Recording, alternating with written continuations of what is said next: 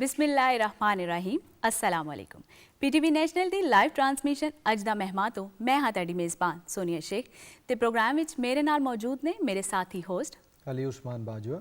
नाज़रीन प्रोग्राम विच तुहानू सब नू खुशामदीद वेलकम जी आया नू। इस उम्मीद दे नाल कि तुसीं सारे जिथे भी होवोगे राज़ी होवोगे खुश होवोगे अपना बहुत ध्यान रखते होवोगे ते ना सिर्फ अपना अपने नाल जुड़े हुए रिश्तियां दा भी बहुत ध्यान रखते होवोगे।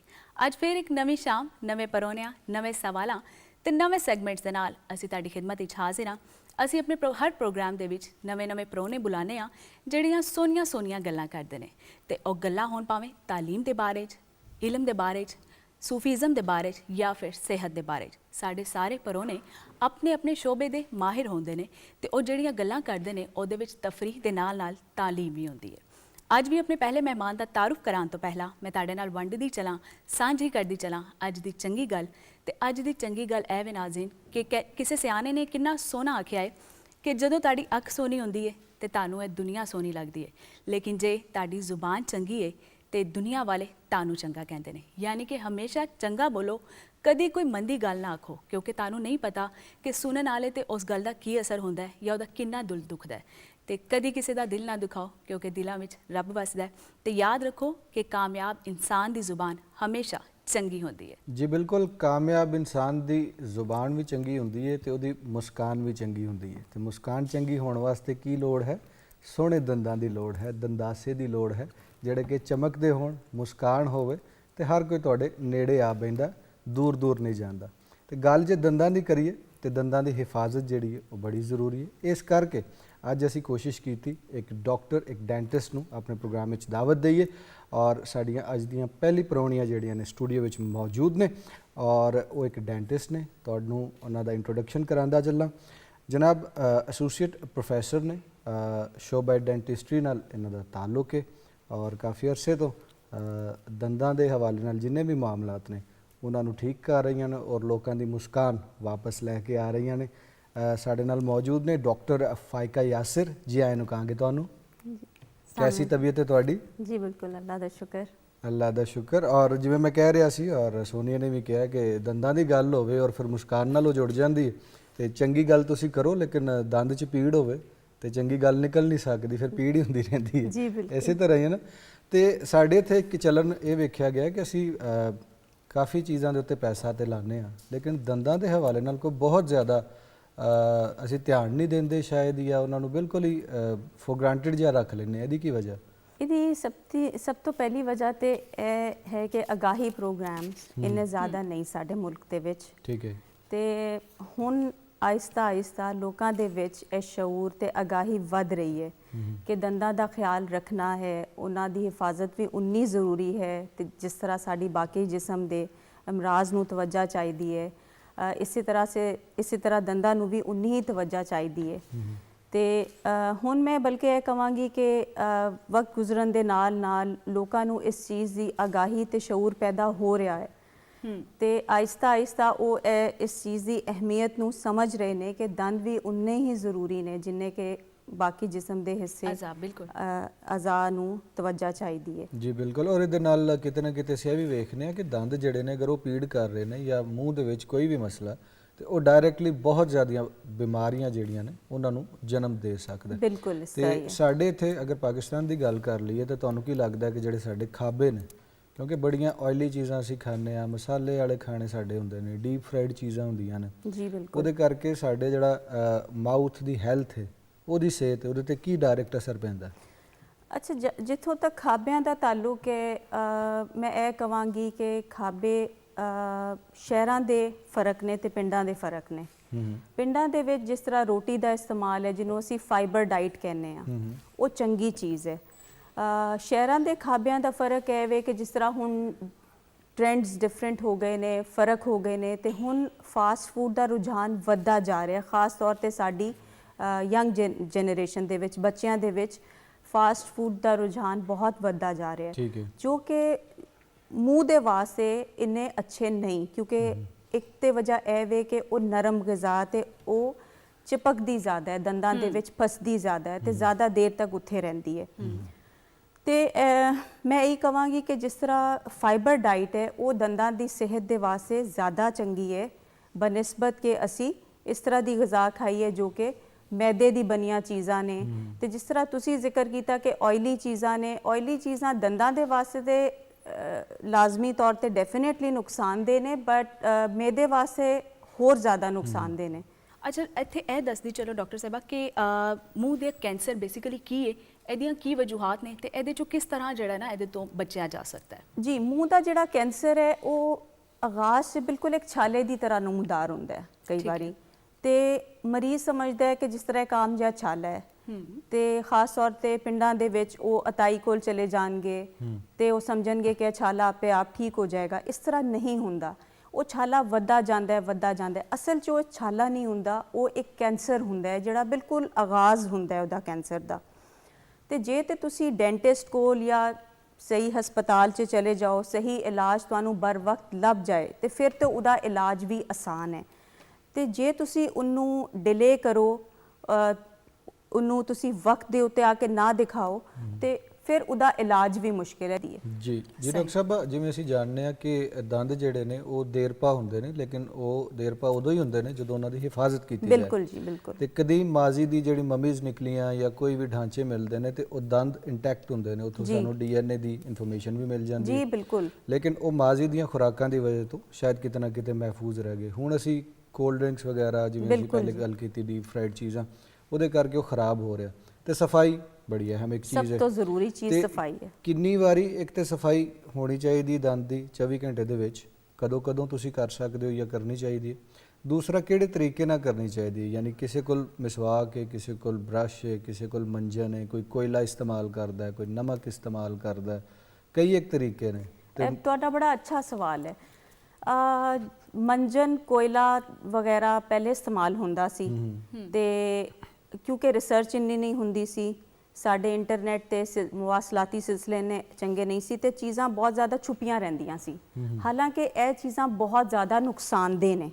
ਮੰਜਨ ਜਿਹੜੇ ਨੇ ਉਹ ਦੰਦਾਂ ਦੀ ਸਤ੍ਹਾ ਨੂੰ, ਜਿਹਨੂੰ ਐਨਾਮਲ ਕਹਿੰਦੇ ਨੇ, ਪੋਰ ਦਿੰਦੇ ਨੇ। ਤੇ ਜਿੱਥੋਂ ਤੱਕ ਤੁਸੀਂ ਪੁੱਛਿਆ ਕਿ ਜਿਹੜੀ ਟੂਥਪੇਸਟ ਹੈ, ਬ੍ਰਸ਼ ਹੈ, ਉਹ ਠੀਕ ਹੈ। ਤੁਸੀਂ ਜਦੋਂ ਬਾਜ਼ਾਰ ਬ੍ਰਸ਼ ਖਰੀਦਣ ਜਾਂਦੇ ਹੋ ਤੇ ਤੁਸੀਂ ਬ੍ਰਸ਼ ਦੇ ਉੱਤੇ ਇੱਕ ਲੇਬਲ ਪੜ੍ਹਦੇ ਹੋ, ਸੌਫਟ, ਮੀਡੀਅਮ ਜਾਂ ਹਾਰਡ, ਤੇ ਉਹਦੇ 'ਚ ਐਡਵਾਈਜ਼ੇਬਲ ਇਹ ਵੇ ਕਿ ਤੁਸੀਂ ਮੀਡੀਅਮ ਵਾਲਾ ਟੂਥਪੇਸਟ ਆਪਣੇ ਵਾਸਤੇ ਚੁਣੋ ਤੇ ਉਹ ਇਸਤੇਮਾਲ ਕਰੋ। ਜਿਹੜੇ ਸੌਫਟ ਨੇ ਉਹ ਮੁਖਤਲਿਫ ਅਮਰਾਜ਼ ਨੇ ਉਹਨਾਂ ਦੇ ਵਾਸਤੇ ਇਸਤੇਮਾਲ ਹੁੰਦਾ ਹੈ, ਤੇ ਹਾਰਡ ਜਿਹੜਾ ਹੈ ਉਹ ਕਿਉਂਕਿ ਇੰਨੇ ਸਖਤ ਉਹਦੇ ਬ੍ਰਿਸਟਲ ਹੁੰਦੇ ਨੇ ਕਿ ਮਰੀਜ਼ ਇੱਕ ਵਾਰੀ ਦੋ ਵਾਰੀ ਇਸਤੇਮਾਲ ਕਰਕੇ ਉਹਨੂੰ ਮਜ਼ੀਦ ਇਸਤੇਮਾਲ ਨਹੀਂ ਕਰ ਸਕਦਾ, ਕਿਉਂਕਿ ਉਹ ਟਰਾਮਾ ਤੇ ਇੰਜਰੀ ਕਰਦਾ ਹੈ, ਡੈਮੇਜ ਕਰਦਾ ਹੈ, ਮਸੂੜਿਆਂ ਨੂੰ ਨੁਕਸਾਨ ਪਹੁੰਚਾਉਂਦਾ ਹੈ, ਤੇ ਕਈ ਵਾਰੀ ਮਸੂੜਿਆਂ ਤੋਂ ਖੂਨ ਦੀ ਵੀ ਸ਼ਿਕਾਇਤ ਆ ਜਾਂਦੀ ਹੈ। ਤਾਂ ਮਰੀਜ਼ ਯੂਜਲੀ ਇਸ ਤਰ੍ਹਾਂ ਦੇ ਤਰੀਕਿਆਂ ਤੇ ਅਮਲ ਨਹੀਂ ਕਰਦਾ। ਕੋਇਲਾ ਨੁਕਸਾਨਦੇਹ ਹੈ, ਮੰਜਨ ਨੁਕਸਾਨਦੇਹ ਨੇ, ਤੇ ਕੋਈ ਵੀ ਅੱਛਾ, ਜਿਸ ਤਰ੍ਹਾਂ ਬ੍ਰਸ਼ ਮੈਂ ਤੁਹਾਨੂੰ ਦੱਸਿਆ ਮੀਡੀਅਮ ਲੈ ਲਓ, ਤੇ ਕੋਈ ਵੀ ਅੱਛੀ ਟੂਥਪੇਸਟ ਲੈ ਲਓ। ਟੂਥਪੇਸਟ ਦੇ ਵਿੱਚ ਮੈਂ ਤੁਹਾਨੂੰ ਇਹ ਜ਼ਰੂਰ ਮੈਂਸ਼ਨ ਕਰਾਂਗੀ ਕਿ ਟੂਥਪੇਸਟ ਜਿਨ੍ਹਾਂ ਦੇ ਵਿੱਚ ਫਲੋਰਾਈਡ ਹੈ ਉਹ ਚੰਗੇ ਨੇ, ਫਲੋਰਾਈਡ ਵਾਲੇ ਟੂਥਪੇਸਟ। ਬਟ ਫਲੋਰਾਈਡ ਜਿਹੜਾ ਹੈ ਉਹ ਬੱਚਿਆਂ ਵਾਸਤੇ ਜਿਹੜੇ ਰਿਕਮੈਂਡਡ ਡੋਜ਼ ਹੈ ਉਹ ਹੈ ਕਿ ਤੁਸੀਂ ਛੋਟਾ ਬ੍ਰਸ਼ ਬੱਚਿਆਂ ਵਾਸਤੇ ਇੱਕ ਤੇ ਖਰੀਦੋ, ਤੇ ਜਿਹਨੂੰ ਪੀ ਸਾਈਜ਼, ਮਟਰ ਦੇ ਸਾਈਜ਼ ਦੇ ਬਰਾਬਰ ਉਹਨੂੰ ਟੂਥਪੇਸਟ ਲਗਾ ਕੇ ਦਿਓ। ਸਹੀ, ਕਿਉਂਕਿ ਕਿਸੇ ਵੀ ਬਾਡੀ ਦੇ ਵਿੱਚ ਮਿਨਰਲ ਦੀ, ਜਿਸਮ ਦੇ ਵਿੱਚ ਮਿਨਰਲ ਦੀ ਜ਼ਿਆਦਤੀ ਵੀ ਚੰਗੀ ਨਹੀਂ ਤੇ ਘਟਣਾ ਵੀ ਚੰਗਾ ਨਹੀਂ। ਇਸੇ ਤਰ੍ਹਾਂ ਇਹ ਫਲੋਰਾਈਡਸ ਨੇ, ਜੇ ਫਲੋਰਾਈਡਸ ਵੱਧ ਜਾਣ, ਜਿਸ ਤਰ੍ਹਾਂ ਮੀਆਂ ਵਾਲੀ ਦੇ ਇਲਾਕੇ 'ਚ ਤੁਸੀਂ ਦੇਖਿਆ ਹੋਏਗਾ ਕਿ ਲੋਕਾਂ ਦੇ ਦੰਦਾਂ ਦੇ ਬੜੇ ਖੂਬਸੂਰਤ ਮਜ਼ਬੂਤ ਦੰਦ ਹੁੰਦੇ ਨੇ ਵੈਸੇ ਤੇ ਉਹਨਾਂ ਦੇ, ਲੇਕਿਨ ਇੱਕ ਪੀਲੀ ਜੀ ਲਾਈਨ ਉਹਨਾਂ ਦੇ ਦੰਦਾਂ ਤੇ ਦਿਸਦੀ ਹੈ। ਉਹਦੀ ਵਜ੍ਹਾ ਹੈ ਕਿ ਉਹਨਾਂ ਇਲਾਕਿਆਂ ਦੇ ਵਿੱਚ ਨੈਚੁਰਲ ਜਿਹੜੀ ਕੁਦਰਤੀ ਤੌਰ ਤੇ ਫਲੋਰਾਈਡ ਦੀ ਮਿਕਦਾਰ ਬਹੁਤ ਜ਼ਿਆਦਾ ਹੈ। ਤੇ ਬੱਚਿਆਂ ਵਾਸਤੇ ਜਦੋਂ ਤੁਸੀਂ ਟੂਥਪੇਸਟ ਲਗਾ ਕੇ ਦੇਣਾ ਹੈ ਫਲੋਰਾਈਡ, ਕਿਉਂਕਿ ਵੈਸੇ ਇਹ ਖੋੜਾਂ ਬਚਾਉਂਦਾ ਹੈ, ਖੋੜਾਂ ਤੋਂ ਦੰਦਾਂ ਨੂੰ ਬਚਾਉਂਦਾ ਹੈ, ਇਹ ਜ਼ਰੂਰੀ ਹੈ, ਲੇਕਿਨ ਤੁਸੀਂ ਬੱਚਿਆਂ ਨੂੰ ਥੋੜੀ ਮਿਕਦਾਰ ਲਾ ਕੇ ਦੇਣੀ ਹੈ, ਕਿਉਂਕਿ ਉਹਨਾਂ ਦੇ ਦੰਦ ਹਾਲੇ ਬਣ ਰਹੇ ਨੇ, ਉਹਨਾਂ ਦੇ ਡਿਸੀਡੂਅਸ ਟੀਥ ਨੇ ਜਿਨ੍ਹਾਂ ਨੂੰ ਤੁਸੀਂ ਦੁੱਧ ਦੇ ਦੰਦ ਕਹਿੰਦੇ ਹੋ, ਉਸ ਤੋਂ ਬਾਅਦ ਉਹਨਾਂ ਦੇ ਪਰਮਾਨੈਂਟ ਦੰਦ ਆਣੇ ਨੇ, ਮਜ਼ਬੂਤ ਜਿਹੜੇ ਬਾਅਦ 'ਚ ਦੰਦ ਆਉਂਦੇ ਨੇ, ਤੇ ਉਹ ਫਿਰ ਫਲੋਰਾਈਡ ਦੀ ਜ਼ਿਆਦਤੀ ਵੀ ਠੀਕ ਨਹੀਂ ਤੇ ਕਮੀ ਵੀ ਠੀਕ ਨਹੀਂ। ਤੇ ਮੂੰਹ ਦੀ ਸਮੈਲ ਹੋ ਜਾਏ ਜਾਂ ਸੈਂਸਿਟੀਵਿਟੀ ਹੋ ਜਾਏ ਜਾਂ ਬਲੀਡਿੰਗ ਹੋ ਜਾਏ, ਕੈਵਿਟੀ ਦੀ ਵੀ ਅਸੀਂ ਗੱਲ ਕੀਤੀ ਹੈ, ਛੋਟੇ ਬੱਚਿਆਂ ਨੂੰ ਕਿੰਨੀ ਟੂਥਪੇਸਟ ਲਾ ਕੇ ਦੇਣੀ ਹੈ, ਉਹਦੇ ਤੋਂ ਲੈ ਕੇ ਤੇ ਦੰਦ ਟੇੜੇ ਮੇੜੇ ਉੱਗ ਜਾਣ ਤੇ ਉਹਨਾਂ ਦਾ ਕੀ ਤਰੀਕਾ ਇਲਾਜ। ਲੇਕਿਨ ਟੇੜੇ ਮੇੜੇ ਉੱਗ ਜਾਣ, ਬ੍ਰੇਸਿਸ ਤੇ ਲੱਗਦੇ ਨੇ, ਲੋਕ ਸਮਝਦੇ ਨੇ ਕਿ ਇਹ ਮਹਿੰਗਾ ਤਰੀਕਾ ਇਲਾਜ ਹੈ, ਜਾਂ ਇਹਦੇ ਨਾਲ ਦੰਦਾਂ ਨਾਲ ਜੁੜੀਆਂ ਹੋਰ ਜਿੰਨੀਆਂ ਵੀ ਚੀਜ਼ਾਂ ਨੇ ਉਹ ਉੱਥੋਂ ਪੈਸੇ ਬਚਾ ਹੀ ਲਈਏ ਤੇ ਬਿਹਤਰ ਹੈ। ਕੁਝ ਹੋਰ ਖਰੀਦ ਲਈ, 2 ਨਵੇਂ ਜੋੜੇ ਖਰੀਦ ਲਈਏ ਤੇ ਜੋੜੇ ਪਾ ਕੇ ਤੇ ਬਾਅਦ 'ਚ ਅਗਰ ਦੰਦ ਦੀ ਪੀੜ ਕਰਦੇ ਰਹਿਣ ਤੇ ਜ਼ਾਹਿਰ ਹੈ ਫਿਰ ਉਹ ਬਹੁਤ ਚੰਗੀ ਗੱਲ ਤੇ ਨਹੀਂ। ਕਿਆ ਬਹੁਤ ਮਹਿੰਗਾ ਤਰੀਕਾ ਇਲਾਜ ਹੈ ਦੰਦਾਂ ਦਾ? ਅੱਛਾ, ਦੰਦਾਂ ਦਾ ਇੱਕ ਆਮ ਇਹ ਖਿਆਲ ਹੈ ਲੋਕਾਂ ਦਾ ਕਿ ਇਹ ਜ਼ਰਾ ਕਾਸਟਲੀ ਤੇ ਮਹਿੰਗਾ ਇਲਾਜ ਹੈ। ਜੇ ਤੁਸੀਂ ਆਪ ਹੀ ਸਫਾਈ ਰੱਖੋ, ਤੁਸੀਂ ਆਪਣੇ ਹੀ ਦੰਦਾਨ ਸਾਜ਼ ਬਣ ਜਾਓ ਤੇ ਤੁਹਾਨੂੰ ਕਿਸੇ ਹੋਰ ਦੇ ਕੋਲ ਜਾਣ ਦੀ ਜ਼ਰੂਰਤ ਨਹੀਂ, ਲੋੜ ਹੀ ਨਹੀਂ। ਤੁਸੀਂ ਆਪਣਾ ਇਲਾਜ ਕਰੋ, ਆਪਣੇ ਸਫਾਈ ਰੱਖੋ ਤੇ ਸਭ ਤੋਂ ਵਧੀਆ ਗੱਲ ਹੈ। ਤੇ ਜਿਹੜੀ ਤਰੀਕਾ ਇਲਾਜ ਦਾ ਮੈਂ ਤੁਹਾਨੂੰ ਇਹ ਦੱਸਾਂ ਕਿ ਜਿੱਥੇ ਪ੍ਰਾਈਵੇਟ ਕਲੀਨਿਕ ਨੇ ਉਹ ਯਕੀਨਨ ਮਹਿੰਗੇ ਨੇ ਤੇ ਲੇਕਿਨ ਉਸ ਦੇ ਨਾਲ ਨਾਲ ਸਰਕਾਰੀ ਹਸਪਤਾਲ ਵੀ ਨੇ, ਟੀਚਿੰਗ ਹਸਪਤਾਲ ਵੀ ਨੇ ਜਿੱਥੇ ਤਰੀਕਾ ਇਲਾਜ ਜਿਹੜਾ ਹੈ ਸਸਤਾ ਹੈ, ਇੰਨੀ ਕਾਸਟ ਨਹੀਂ, ਕਿਉਂਕਿ ਉੱਥੇ ਜਿਹੜੇ ਡੈਂਟਿਸਟ ਬਣ ਰਹੇ ਨੇ ਉਹ ਵੀ ਕੰਮ ਸਿੱਖ ਰਹੇ ਨੇ। ਇਸ ਤੋਂ ਇਲਾਵਾ ਜਿਹੜੇ ਸਪੈਸ਼ਲਾਈਜੇਸ਼ਨ ਕਰ ਰਹੇ ਨੇ ਉਹਨਾਂ ਦਾ ਹੱਥ ਵੀ ਸਹੀ ਹੁੰਦਾ ਹੈ ਤੇ ਉਹ ਕੰਮ ਵੀ ਠੀਕ ਕਰਦੇ ਨੇ, ਉੱਥੇ ਵੀ ਜਾ ਸਕਦੇ ਨੇ। ਮਸਲਾ ਸਿਰਫ ਇਹ ਵੇ ਕਿ ਸ਼ਊਰ ਤੇ ਅਗਾਹੀ ਨਹੀਂ, ਲੋਕਾਂ ਨੂੰ ਇਹ ਪਤਾ ਨਹੀਂ ਕਿ ਕੋਈ ਐਸੀ ਵੀ ਜਗ੍ਹਾ ਹੈ ਜਿੱਥੇ ਅਗਰ ਉਹ ਇੱਕ ਜਗ੍ਹਾ ਬਹੁਤ ਜ਼ਿਆਦਾ ਪੈਸੇ ਦੇ ਕੇ ਕੰਮ ਕਰਾ ਰਹੇ ਨੇ ਤੇ ਇੱਕ ਉਹ ਵੀ ਜਗ੍ਹਾ ਹੈ ਜਿੱਥੇ ਬੜੇ ਨੋਮੀਨਲ ਆਮ ਥੋੜੇ ਜਿਹੇ ਚਾਰजेस ਨੇ ਤੇ ਉੱਥੇ ਵੀ ਇਲਾਜ ਹੋ ਸਕਦਾ ਹੈ। ਤੇ ਇਸ ਤਰ੍ਹਾਂ ਹੈ ਤੇ ਉਹ ਜਾ ਸਕਦੇ ਨੇ ਤੇ ਇਲਾਜ ਕਰਾ ਸਕਦੇ ਨੇ, ਕੋਈ ਐਸੀ ਨਹੀਂ ਆਪਣੀ ਪਾਕਟ ਦੇ ਹਿਸਾਬ ਨਾਲ। ਦੂਸਰੀ ਇੱਕ ਗੱਲ ਜ਼ਰੂਰ ਹੈ ਕਿ ਜਦੋਂ ਤੁਸੀਂ ਸ਼ੁਰੂ 'ਚ ਇੱਕ ਚੀਜ਼ ਨੂੰ ਫੜ ਲਓ, ਜਿਸ ਤਰ੍ਹਾਂ ਇੱਕ ਖੋੜ ਬਣੀ ਹੈ, ਖੋੜ ਭਰਾ ਲਓ, ਤੇ ਉਹ ਇੰਨਾ ਮਹਿੰਗਾ ਤਰੀਕਾ ਵੀ ਨਹੀਂ, ਇੰਨਾ ਮਹਿੰਗਾ ਇਲਾਜ ਵੀ ਨਹੀਂ, ਨਾਲੇ ਇੱਕ ਸਿਟਿੰਗ 'ਚ ਇੱਕ ਵਾਰੀ ਜਾਓ ਤੇ ਖੋੜ ਭਰਾ ਲਓ ਤੇ ਆ ਜਾਓ, ਠੀਕ ਹੈ। ਲੇਕਿਨ ਜੇ ਤੁਸੀਂ ਉਸ ਖੋੜ ਨੂੰ ਨਹੀਂ ਠੀਕ ਕਰਦੇ ਤਾਂ ਵੱਧੇ ਜਿਹੜਾ ਸੌਫਟ ਟਿਸ਼ੂ ਹੈ ਦੰਦ ਦਾ, ਜਿਹਨੂੰ ਪਲਪ ਕਹੀਦਾ ਹੈ, ਗੋਦਾ ਜਿਹੜਾ ਹੈ, ਉਦੋਂ ਤੱਕ ਚਲਾ ਜੇ ਤੇ ਫਿਰ ਰੂਟ ਕਨਾਲ ਟ੍ਰੀਟਮੈਂਟ ਕਰਾਣੀ ਪੈਂਦੀ। ਉਹ ਫਿਰ ਇੱਕ ਮਹਿੰਗਾ ਤਰੀਕਾ ਹੈ, ਉਹਦੇ ਤੇ ਪੈਸੇ ਵੀ ਜ਼ਿਆਦਾ ਲੱਗਦੇ ਨੇ, ਫਿਰ ਉਹਦੇ ਤੇ ਸਿਟਿੰਗਸ ਵੀ ਜ਼ਿਆਦਾ ਨੇ, 2 ਤੋਂ 3 ਵਾਰੀ ਮਰੀਜ਼ ਨੂੰ ਬੁਲਾਣਾ ਪੈਂਦਾ, ਤਕਲੀਫ ਜ਼ਾਹਿਰ ਹੈ ਵੱਧ ਜਾਂਦੀ ਹੈ।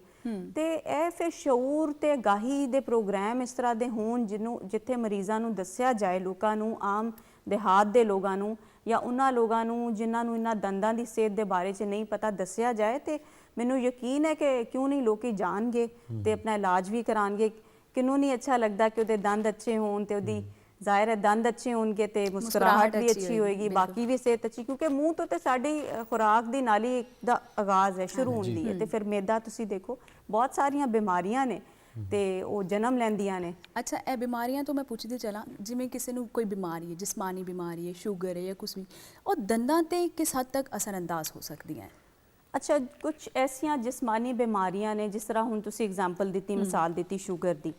ਸ਼ੂਗਰ ਦੇ ਮਰੀਜ਼ਾਂ ਦੇ ਵਿੱਚ ਥੋੜਾ ਜਿਹਾ ਮਸਲਾ ਇਹ ਵੇ ਕਿ ਉਹਨਾਂ ਦੀਆਂ ਹੱਡੀਆਂ, ਜਿਹੜੀ ਜਿਸ ਤਰ੍ਹਾਂ ਜਬੜੇ ਵੀ ਹੱਡੀ ਨੇ, ਉਹ ਪੁਰਨ ਦਾ ਅਮਲ ਵੱਧ ਜਾਂਦਾ ਹੈ, ਉਹਨਾਂ ਦੇ ਦੰਦਾਂ ਦੀ ਮੋਬਿਲਿਟੀ ਜ਼ਿਆਦਾ ਉਹਨਾਂ 'ਚ ਆ ਜਾਂਦੀ ਹੈ ਤੇ ਜ਼ਿਆਦਾ ਉਹ ਛੇਤੀ ਹਿੱਲਣੇ ਲੱਗ ਜਾਂਦੇ ਨੇ, ਜਿਹਨੂੰ ਅਸੀਂ ਪੈਰੀਓਡੋਂਟਾਈਟਸ ਕਹਿੰਦੇ ਨੇ, ਜਿੱਥੇ ਬੋਨ ਲਾਸ ਜਿਹਨੂੰ ਅਸੀਂ ਕਹਿੰਦੇ ਆ ਕਿ ਹੱਡੀ ਪੁਰ ਗਈ ਤੇ ਦੰਦ ਜਿਹੜੇ ਨੇ ਉਹ ਮੋਬਾਈਲ ਹੋ ਗਏ। ਦੂਸਰੀ ਮਿਸਾਲ ਇਹ ਵੇ ਕਿ ਜਿਸ ਤਰ੍ਹਾਂ ਹੁਣ ਤੁਸੀਂ ਸ਼ੂਗਰ ਦਾ ਜ਼ਿਕਰ ਕੀਤਾ, ਇੱਥੇ ਮੈਂ ਇੱਕ ਹੋਰ ਚੀਜ਼ ਕਰਾਂ ਜ਼ਿਕਰ ਕਿ ਜਿਸ ਤਰ੍ਹਾਂ ਆਇਰਨ ਡੈਫੀਸ਼ੀਐਂਸੀ ਹੈਗੀ ਹੈ। ਆਇਰਨ ਡੈਫੀਸ਼ੀਐਂਸੀ ਇਹ ਵੇ ਕਿ ਜਿਸ ਤਰ੍ਹਾਂ ਆਇਰਨ ਦੀ ਕਮੀ ਹੈ ਜਿਸਮ ਦੇ ਵਿੱਚ, ਉਹ ਵੀ ਮੂੰਹ ਦੇ ਉੱਤੇ ਅਸਰਅੰਦਾਜ਼ ਹੁੰਦੀ ਹੈ। ਇਹ ਜਿਹੜੇ ਸਾਡੇ ਮੂੰਹ ਦੇ ਐਂਗਲਸ ਨੇ, ਜਿਹਨੂੰ ਅਸੀਂ ਐਂਗਲ ਆਫ ਦਾ ਮਾਊਥ ਕਹਿੰਦੇ ਨੇ, ਇਹ ਜਿਹੜੇ ਨੇ ਇਹਦੀ ਫਿਸ਼ਰਿੰਗ ਸ਼ੁਰੂ ਹੋ ਜਾਂਦੀ। ਫਿਸ਼ਰਿੰਗ ਦਾ ਮਤਲਬ ਹੈ ਕਿ ਇਹਨਾਂ 'ਚੋਂ ਖੂਨ ਆਉਣਾ ਸ਼ੁਰੂ ਹੋ ਜਾਂਦਾ ਹੈ ਤੇ ਇਸ ਤਰ੍ਹਾਂ ਲੱਗਦਾ ਹੈ ਜਿਸ ਤਰ੍ਹਾਂ ਮਰੀਜ਼ ਖੋਲੇਗਾ ਤੇ ਖੂਨ ਨਿਕਲੇਗਾ, ਤੇ ਉਹ ਵੀ ਇੱਕ ਅਲਾਮਤ ਹੈ ਕਿ ਆਇਰਨ ਜਿਸਮ ਦੇ ਵਿੱਚ ਆਇਰਨ ਦੀ ਕਮੀ ਹੈ। ਬਹੁਤ ਸਾਰੀ ਐਸੀ ਜਿਸਮਾਨੀ ਬਿਮਾਰੀਆਂ ਨੇ ਜੋ ਓਰਲ ਕੈਵਿਟੀ ਸਾਨੂੰ ਦੱਸਦੀ ਹੈ ਕਿ ਅਸਲ 'ਚ ਡੈਂਟਿਸਟ ਹੀ ਉਹ ਦੇਖ ਕੇ ਪਿਕ ਕਰਦਾ ਹੈ ਜਾਂ ਉਹਨੂੰ ਦੇਖ ਲੈਂਦਾ ਹੈ ਕਿ ਇਹਦੇ ਜਿਸਮ ਦੇ ਵਿੱਚ ਇਹ ਮਸਲਾ ਚੱਲ ਰਿਹਾ ਹੈ। ਡਾਕਟਰ ਸਾਹਿਬ, ਬੜੀਆਂ ਚੰਗੀਆਂ ਗੱਲਾਂ ਤੁਸੀਂ ਸਾਨੂੰ ਦੱਸੀਆਂ ਨੇ, ਮਜ਼ੀਦ ਅਸੀਂ ਜਾਣਨੀਆਂ ਸਨ, ਵੇਲੇ ਦੀ ਘਾਟ ਹੈ, ਫਿਰ ਕਿਸੇ ਪ੍ਰੋਗਰਾਮ ਵਿੱਚ ਤੁਹਾਨੂੰ ਦਾਵਤ ਦਾਂਗੇ, ਮਜ਼ੀਦ ਅਸੀਂ ਜਾਣਾਂਗੇ, ਡਿਟੇਲ ਨਾਲ ਜਾਣਾਂਗੇ। ਬਹੁਤ ਮਿਹਰਬਾਨੀ, ਬਹੁਤ ਸ਼ੁਕਰੀਆ ਕਿ ਤੁਸੀਂ ਸਾਡੇ ਲਈ ਟਾਈਮ ਕੱਢਿਆ ਜੀ। ਨਾਜ਼ਰੀਨ, ਡਾਕਟਰ ਫਾਇਕਾ ਯਾਸਿਰ ਸਾਡੇ ਨਾਲ ਮੌਜੂਦ ਸਨ। ਯਕੀਨੀ ਤੌਰ ਤੇ ਤੁਹਾਡੇ ਕੋਲ ਬਹੁਤ ਚੰਗੀ ਜਾਣਕਾਰੀ ਆ ਗਈ ਹੋਏਗੀ ਔਰ ਹੁਣ ਤੁਸੀਂ ਆਪਣੇ ਦੰਦਾਂ ਦਾ ਖਿਆਲ ਪਹਿਲੇ ਨਾਲੋਂ ਵੀ ਬਹੁਤਾ ਰੱਖੋਗੇ। ਹੁਣ ਵੇਲਾ ਹੋ ਗਿਆ ਨਿੱਕੀ ਜੀ ਬ੍ਰੇਕ ਦਾ, ਬ੍ਰੇਕ ਵੱਲ ਚੱਲਦੇ ਹਾਂ, ਮੁੜ ਕੇ ਫਿਰ ਵਾਪਸ ਆਉਂਦੇ ਹਾਂ।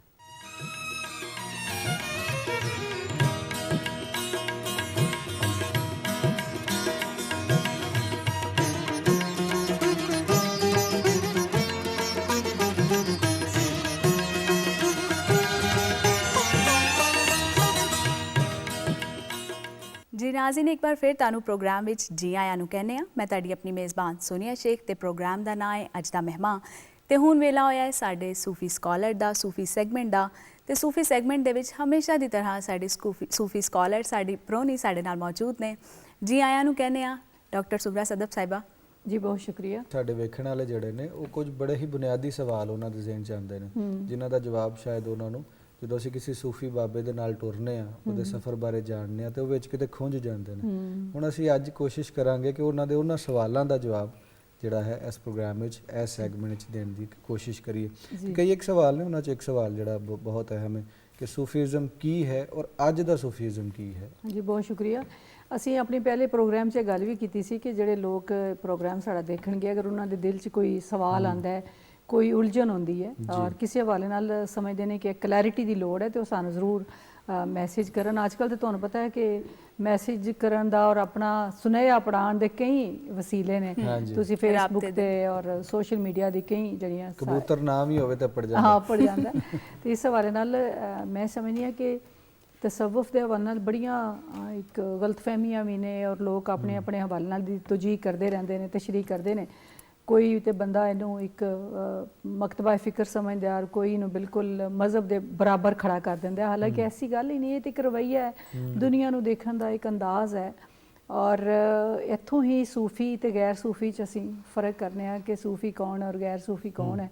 ਲੰਮੀ ਤਸ਼ਰੀਹ ਤੇ ਜ਼ਾਹਿਰ ਹੈ ਕਿ ਇਸ ਪ੍ਰੋਗਰਾਮ 'ਚ ਮੁਮਕਿਨ ਨਹੀਂ, ਲੇਕਿਨ ਮੈਂ ਸਮਝਦੀ ਹਾਂ ਕਿ ਤਸਵੁਫ ਉਹ ਰਸਤਾ ਹੈ ਕਿ ਜਿਹੜਾ ਇਨਸਾਨ ਨੂੰ ਇਹ ਗੱਲ ਦੱਸਦਾ ਹੈ ਕਿ ਇਨਸਾਨ ਨੂੰ ਕਿੰਜ ਦਾ ਹੋਣਾ ਚਾਹੀਦਾ ਹੈ, ਰੱਬ ਨੇ ਉਹਨੂੰ ਕਿਹਦੇ ਲਈ ਦੁਨੀਆ 'ਚ ਭੇਜਿਆ ਔਰ ਉਹਨੂੰ ਕੀ ਕੰਮ ਕਰਨੇ ਚਾਹੀਦੇ ਨੇ, ਔਰ ਉਹ ਜਿਹੜੀਆਂ ਉਹਦੀ ਜ਼ਿੰਦਗੀ 'ਚ ਉਹਦੀ ਹਯਾਤੀ ਜਿਤਨੀਆਂ ਖੂਬਸੂਰਤੀਆਂ ਨੇ ਉਹ ਉਹਨਾਂ ਨੂੰ ਕਿਸ ਤਰ੍ਹਾਂ ਸਾਹਮਣੇ ਲੈ ਕੇ ਆਏ। ਬਿਲਕੁਲ, ਯਾਨੀ ਕਿ ਲੁਕਾਈ ਨਾਲ ਕਿਵੇਂ ਜੁੜਨਾ ਹੈ ਔਰ ਲੁਕਾਈ ਰਾਹੀਂ ਰੱਬ ਨੂੰ ਕਿਵੇਂ ਮਿਲਣਾ ਹੈ ਔਰ ਆਪਣੇ ਜੀਵਨ ਨੂੰ ਖੂਬਸੂਰਤ ਕਿੰਜ ਬਣਾਉਣਾ।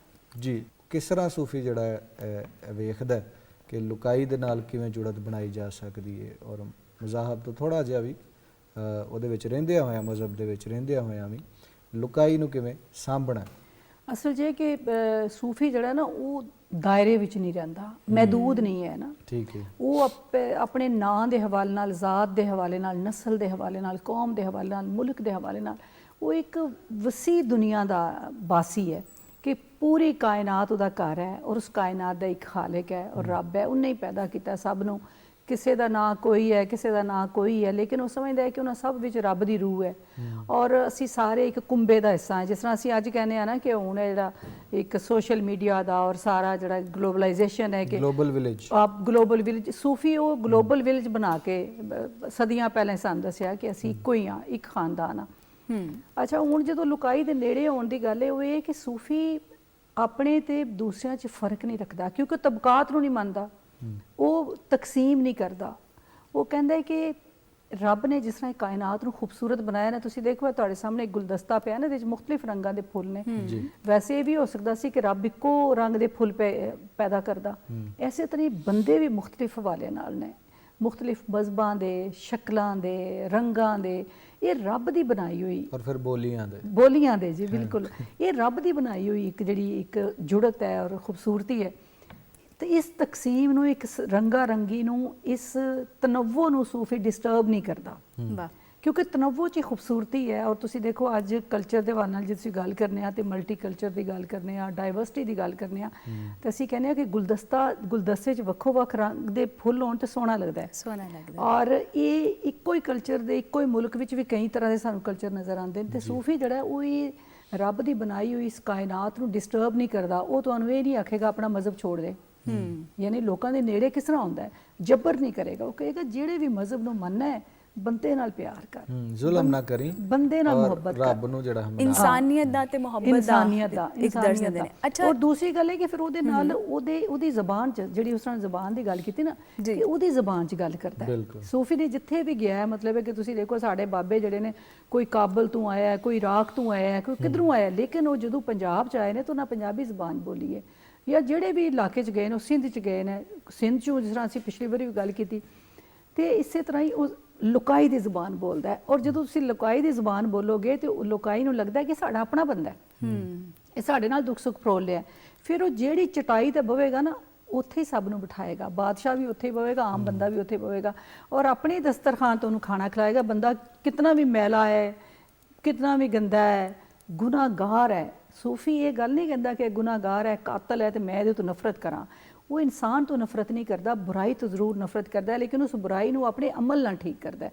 ਉਹਦੇ ਉਸ ਦਸਤਰਖਾਨ ਤੇ ਜਿਸ ਤਰ੍ਹਾਂ ਹੁੰਦਾ ਨਾ ਕਿ ਬਾਰਿਸ਼ ਬਰਸਦੀ ਹੈ ਤੇ ਸਾਰੀ ਜ਼ਮੀਨ ਤੇ ਬਰਸਦੀ ਹੈ, ਬਿਲਕੁਲ ਕੋਈ ਨਹੀਂ ਤਕਦੀ ਕਿ ਇਹ ਬੰਦਾ ਰੱਬ ਨੂੰ ਮੰਨਣ ਵਾਲਾ ਹੈ ਤੇ ਨਹੀਂ ਮੰਨਣ ਵਾਲਾ। ਇਸੇ ਤਰ੍ਹਾਂ ਹੀ ਸੂਫੀ ਦਾ ਦਸਤਰਖਾਨ, ਸੂਫੀ ਦਾ ਵਿਹੜਾ ਸਭ ਲਈ ਓਪਨ ਹੁੰਦਾ ਹੈ। ਇਸ ਲਈ ਸੂਫੀ ਨੂੰ ਲੋਕ ਨਾਲ ਮੁਹੱਬਤ ਯਾਨੀ ਕਰਦੇ, ਫੈਜ਼ ਦਾ ਐਸਾ ਮੀਂਹ ਫੈਜ਼ ਦਾ, ਵਸਾਉਂਦਾ ਬਿਲਕੁਲ, ਜਿਹੜਾ ਹਰ ਕਿਸੇ ਤੇ ਹਰ ਵਸਦਾ ਕਿਸੇ ਦਾ। ਅੱਛਾ, ਗੱਲ ਹੋ ਰਹੀ ਹੈ ਕਿ ਮਤਲਬ ਸੂਫੀ ਹਰ ਇੱਕ ਨਾਲ ਇੱਕ ਤਰ੍ਹਾਂ ਹੀ ਮਿਲਦਾ ਹੈ, ਫੈਜ਼ ਦਾ ਮੀਂਹ ਬਰਸਾਉਂਦਾ ਹੈ, ਲੇਕਿਨ ਇਹ ਦੱਸੋ ਕਿ ਸੂਫੀ ਇੱਕ ਇਨਸਾਨ ਕਿਸ ਹੱਦ ਤੱਕ ਦੁਨੀਆਦਾਰ ਹੋ ਸਕਦਾ ਹੈ? ਇਹ ਬਹੁਤ ਜ਼ਿਆਦਾ ਸਵਾਲ ਜਿਹੜਾ ਨਾ ਪੁੱਛਣ ਵਿੱਚ ਆਇਆ ਸਾਡੇ ਨਾਜ਼ਰੀਨ ਵੱਲੋਂ।